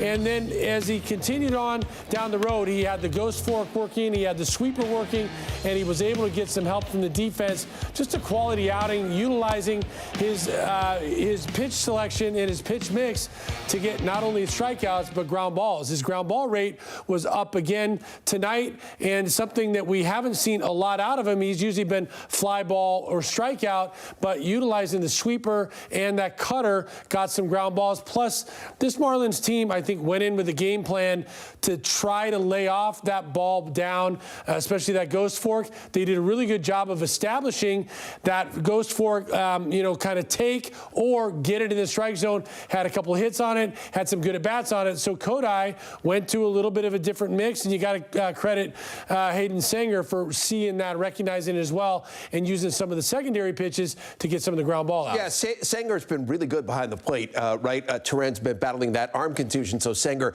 3 consecutive starts. I do want to ask you, though, you mentioned the way things have changed a little bit over these first couple of starts of the season for Kodai Senga, inducing a lot of ground balls. Is that a young, at least by major league standards, pitched in Japan for a long time, but getting more comfortable pitching in the American game, understanding, reading swings, and reading batters? Well, I think it might be a little of that, as well as some game planning, because everybody out there knows that Kodai Senga is going to attack you, and if he gets ahead, he's going to go with that ghost fork. That ghost fork can be nearly unhittable, even if you know what's coming. But if you lay off it, you can get yourself back into good counts. And this team was very good and very disciplined, even for young hitters, at laying off it and making him throw it for strikes. Hit a couple balls hard, had a couple of base hits against it. And so he's got 6 pitches when he needs to throw them. He's got a 4-seamer, he's got the sweeper, the cutter, and the slider, as well as that ghost fork. So he's able to utilize his other pitches when he's not getting the success out of the ghost fork. And so when you saw some good takes, I think he just mixed it up and then got some balls off the end of the bat and some soft contact on the ground that helped him out. First win of the year for Kodai Senga. He's 1-0 now. How about the fact that this pitching staff, look at the numbers here as we go inside the stats, and they began the day overall as a staff with a 1.91 ERA, and that ERA now is at $1.72, which is just incredible. And the relief corps began the day with a 1.29 ERA, and that's down to 1.15. And so they have just been lights out. Jose Butto, a big part of what the Mets did out of the pen tonight, 2 innings, giving up the 1 hit and no runs. Man, he is such a valuable piece because he can give you such length out of that pen. Well, we talked about it, yesterday. We've talked about it a lot of different times. We talked about, guys like Kranick and Brazaban that can give you extra length and can come out of that bullpen and be a bridge to that closer. But Butto, which is going to be hard for me to continue to get used to saying that, by the way, after calling him Butto for these last few years. But Butto, very effective today, attacking with the fastball. Very rarely using his changeup right there. Hope that's okay. He had, he went for that last ball and slipped a little bit. But really effective in the strike zone. Got a couple of strikeouts on the fastball. Up in the strike zone at 95. The slider down in the strike zone with that fastball being elevated. But for him, it's about keeping that pitch count down and giving Carlos just added weapons to keep going to. Every time he presses a button in that bullpen, the right guy gets up and comes in. And Danny Young, who's been the one guy that's had, has been flawed at times so far from that nearly perfect bullpen, came in and was effective tonight, used the slider really effectively, and he got a quality inning as well. So right now, Carlos pushing all those right buttons. And, people will say, is this sustainable? No, nothing like this kind of perfection is sustainable. But right now, they'll take it while they have it and take it while they're waiting for the bats to warm up as well. Yeah, you want to balance because they have not really swung hot bats despite the fact that they've won 7 of their first 10 games. Again, Ryan Stanek came in the 9th inning, pitching for the first time since back on April the 2nd, but he was really impressive. An inning with a strikeout, 8 pitches to get through at 1-2-3. Moments ago, he visited with Steve Gelbs. Ryan Stanek, you get the save, another 4 innings scoreless ball from this Mets bullpen. As a group, you guys have been outstanding to start this season. Why do you think everyone has seemingly come together the way that you guys have? I don't know. I think a lot of guys just see the guy in front of them doing their job and don't want to be the one that doesn't. I think it's very much pass the ball off to the next guy and keep the line moving. Guys are obviously throwing the ball good, attacking the zone, and getting after it.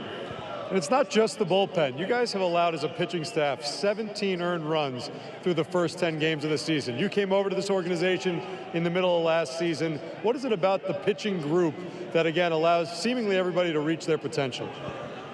I think it's a group that's really bought in, like, top to bottom. Like, the guys like what they're selling, and buy-in is so important. You get guys to believe in the philosophy and into themselves, and good things happen.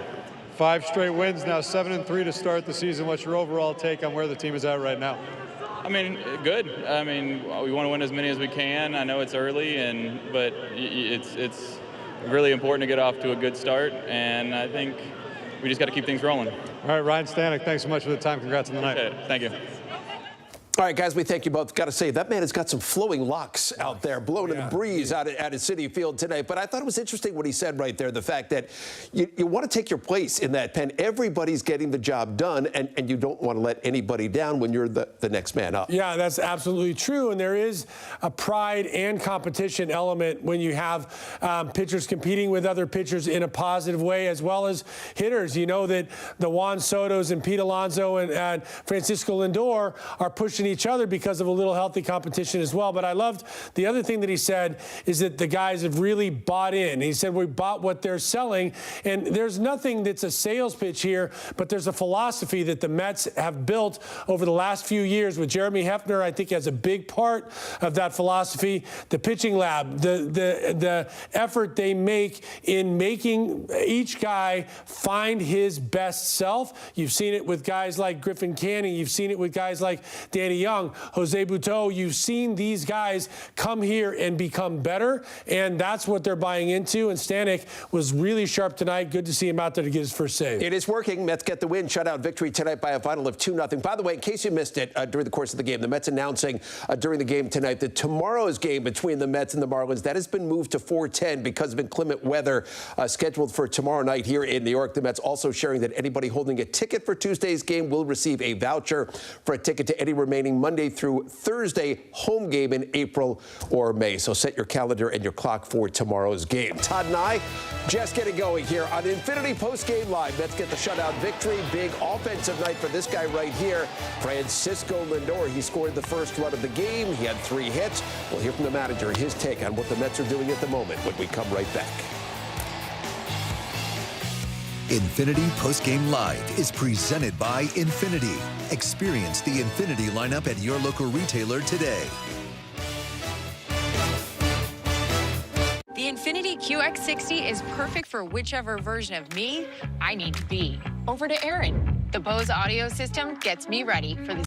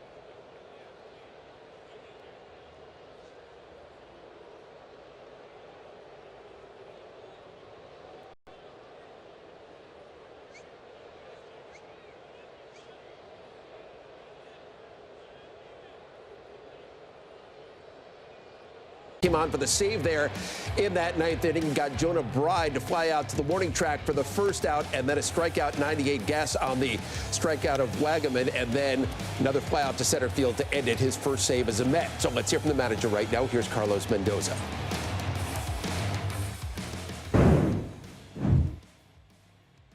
Today, as a manager, just how much confidence do you have in essentially every guy down there right now? Yeah, a lot of confidence. And this is something that we've been talking about since day one spring training with our guys. You know, your name's going to be called, and your job is to come in and attack the strike zone and get 3 outs, regardless of the game, regardless of, whether we're up big, down big, high leverage. You're going to be in the game for a reason. We want to find your pockets and just trust the stuff. And today, again, whether it was Danny Yon, Budo, his ability to give us multiple innings today, again, couple innings, because he was pitch efficient after that first inning. And then Stanek coming in and, attacking the zone and making it look easy. It's a combination of a lot of things, but I think I said it before the game. He's contagious. He's like hitting, they're feeling pretty good about themselves. They know that they got each other's back, and that's a good feeling as a unit. What'd you think of Senga tonight? I thought it was okay. Found a way to give us 5 on a night where, second time he's facing this lineup on back-to-back outings. I thought that first walk on the first inning, I think it was, they took a 3-2 split. It looked like the hitter was, basically sitting on it. And he was able to recognize that. And then the very next inning, it was a 3-2 count and went to the fastball and froze the hitter for strike 3. So that's what you call pitching. That's what you call making adjustment. It's still early. I think he could go back out for the 6th. But where we at as far as like pitch count and, I thought he gave us solid 5 innings there. Anybody else? Ron? Since December, how much have you been thinking about games where Lindor gets on and Soho drives in the go-ahead run with him? I don't know about December, but it looks good, right? Because you envision those two doing special things, and we saw it today again, especially when Lindor gets things going. What's behind him, whether it's Soto, Pete, Nemo, there's some good hitters there. And it's a good feeling that that they're capable of doing a lot of different things. And we saw it today again. Lindor gets on, Soto hits one off the wall, and Lindor's able to score from first base easily. So, that's good. And were you involved in the decision moving tomorrow's game time? Nope, I found out on the scoreboard during the game. Tim? 3 hits on the night for Lindor. Have you seen any difference in him this homestand versus the handful of games before that? Using the whole field. When he's going the other way, hitting line drive, that's a good sign. I think yesterday he drove a ball deep to left field, and when he's doing that, that's when you feel like, and that he's getting there, he's getting close. And, when he's early like this, conditions like that, if they're going to give him a hit, for him to take it, that's going to continue to build his confidence. Not that he needs to, but I think the biggest thing for me is going the other way with ease for him now. Manny? 3 walks for Vientos today, and then he hit that one screamer to left field. Just, are you seeing him come out of his funk a little bit here? I think he comes down executing his game plan. He went there with a plan and executed. Didn't chase as we saw with 3 walks. Got pitches to hit and was able to smoke one that the left fielder made a really good play on it. And that's what you want to see. If he continues to do that, he's going to be in a good place. Abby?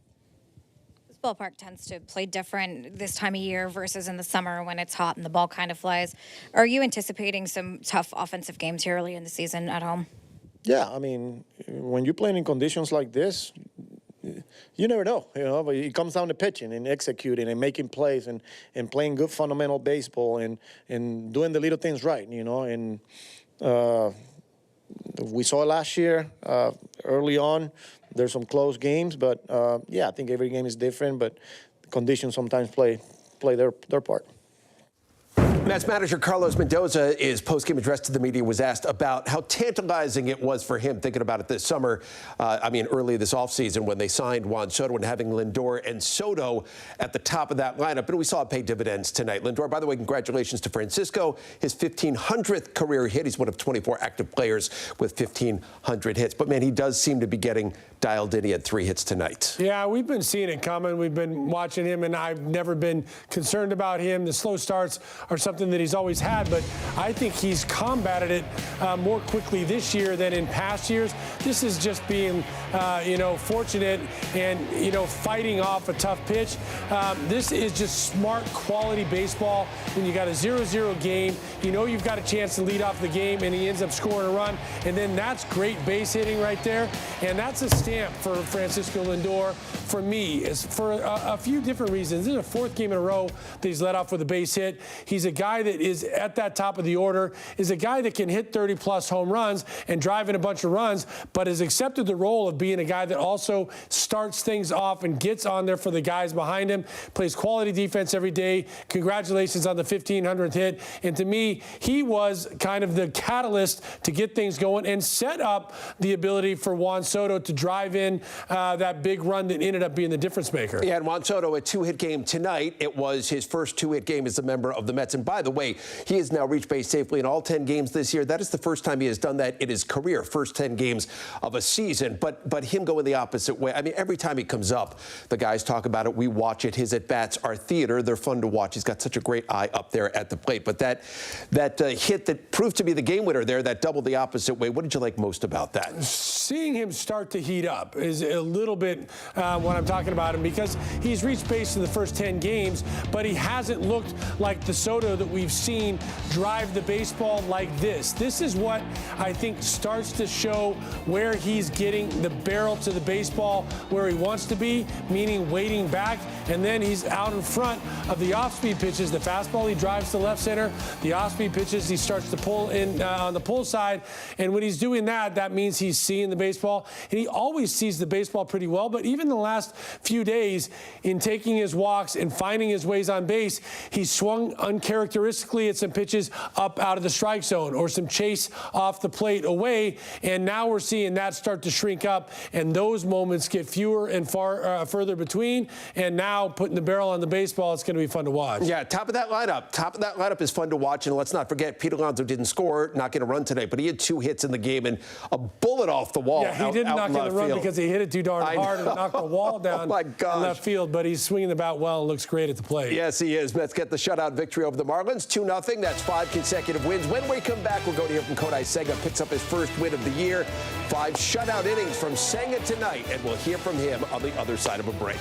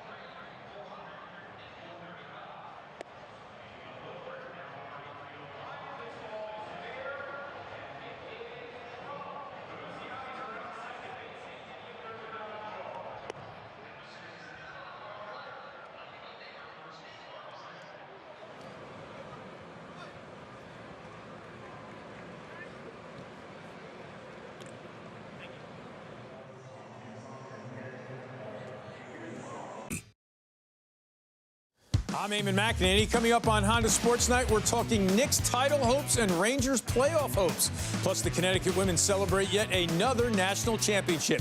And, of course, the Mets coverage continues as well. All that and more right after postgame wraps up. Senga gets a 1-2-3 with a couple of punch-outs. No score. Juan Soto with an RBI double gives the Mets a 1-0 lead. Alonso to the railing, leads in, and he got it! Wow! And he blew one by him for strike 3.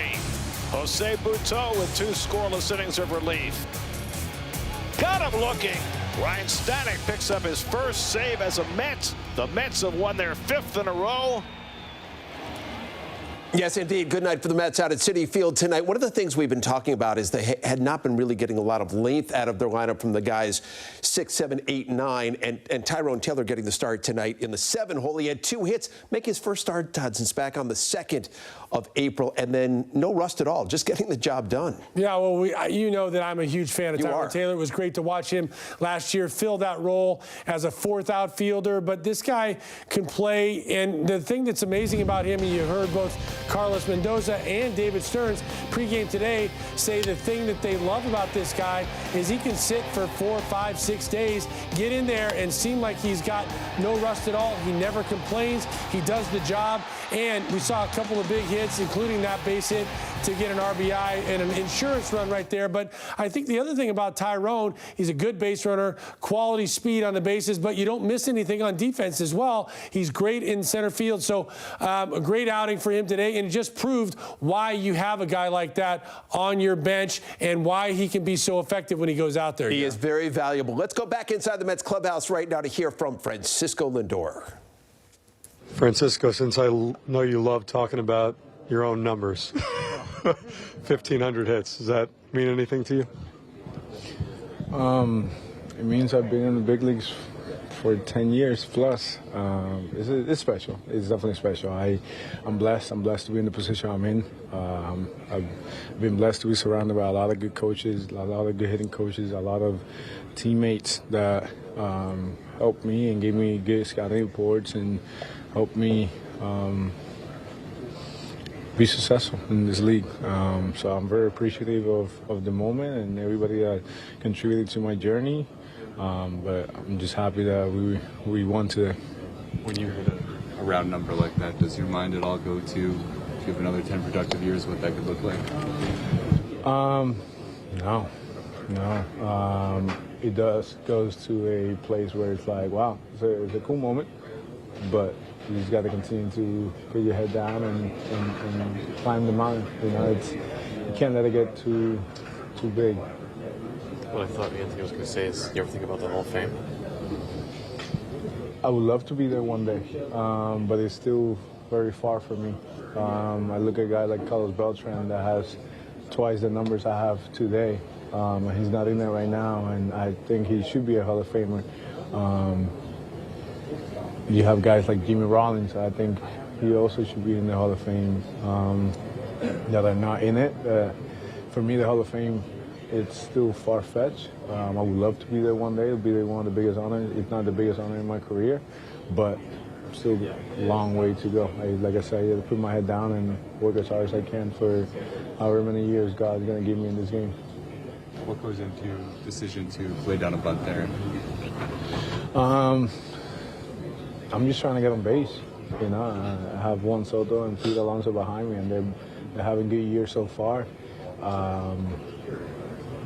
Just make something happen. You know, make something happen, and they've been giving it to me. So I just got to get it done and let Soto come in and do what he does. And if not, Pete will do it. If not, Nemo will do it. Francisco, you've had a front row seat, one of the best seats in the house, to this pitching staff so far this season. As a group, what have they done so well collectively? They talk amongst them. They bounce ideas. They have fun. They listen to Jeremy, and they just stick to the game plan. You know, and if the other team is on their game plan, they are quick to adjust. And also credit to our catchers. You know, they're doing a really good job. And we have a lot of guys here that are working day in and day out, trying to get better, trying to make the best out of themselves, and they take it very serious. You know, even cold days, they go out there, they train, they throw, they do their routines, and then they get ready for the game. Even though it's early, what does being able to string several wins together in a row like this do for you guys as a group? I mean, it's way better than last year. It's just winning brings teams together as well as losing, but most of the time winning brings teams together, and you can feel the vibes. Even though we had fantastic vibes in spring training, you can tell guys are in a much better place today than they were in the middle of spring training. It just, in this month, you got to grind because it's cold, it's not fun, but you got to get it done. And to be able to win games, close games, it says a lot of our pitching staff and a lot of our defense and our hitters. And today, base runner, you know, Siri comes in and creates a run. So it's just we're winning the games, but we're playing good baseball, and that's what I care about. How much can the weather conditions affect you guys, especially at the plate this time of year? This ballpark plays so differently this time of year versus in the summer when it heats up. Yeah, it's not easy, but they get to hit too in it. You know, they get to pitch, we get to pitch. It's not a uneven playing field. You know, it's everybody's on the same field.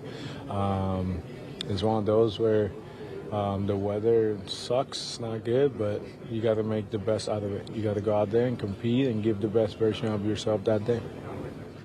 Let's follow up on what Francisco is speaking about right there, because it is not easy to play on a night like tonight. It is cold, it is raw out there, and you really, as he said, you've got to grind here in the month of April. You do, and that's why we keep talking about the pitching, because at this time of the year, usually even if it's not quite this cold, pitchers are ahead of hitters anyway when you come into April. And so for a team to be able to do what they've done so far, it's a big boost, because you know this lineup is what everybody was talking about coming into spring training, coming out of spring training, is that this lineup is going to drive in runs. Well, now they've got the lowest ERA in all of baseball, with only now after today a plus 13 run differential, and that's with a 10-run game that they had in Miami. So considering that means they're winning. You heard Francisco say it. It's great to win games in these conditions. It's great to win close games in these conditions, because that means you're executing, your defense is solid, and your pitching is getting the job done. And those are the things you have to rely on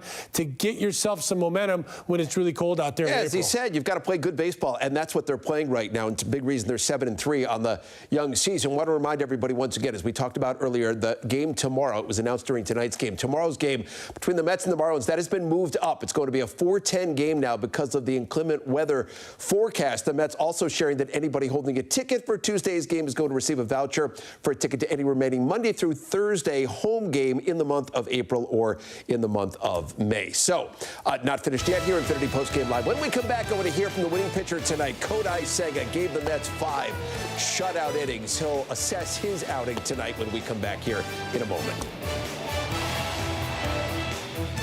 Infinity Postgame Live is presented by Infinity. Experience the Infinity lineup at your local retailer today. The Infinity QX60.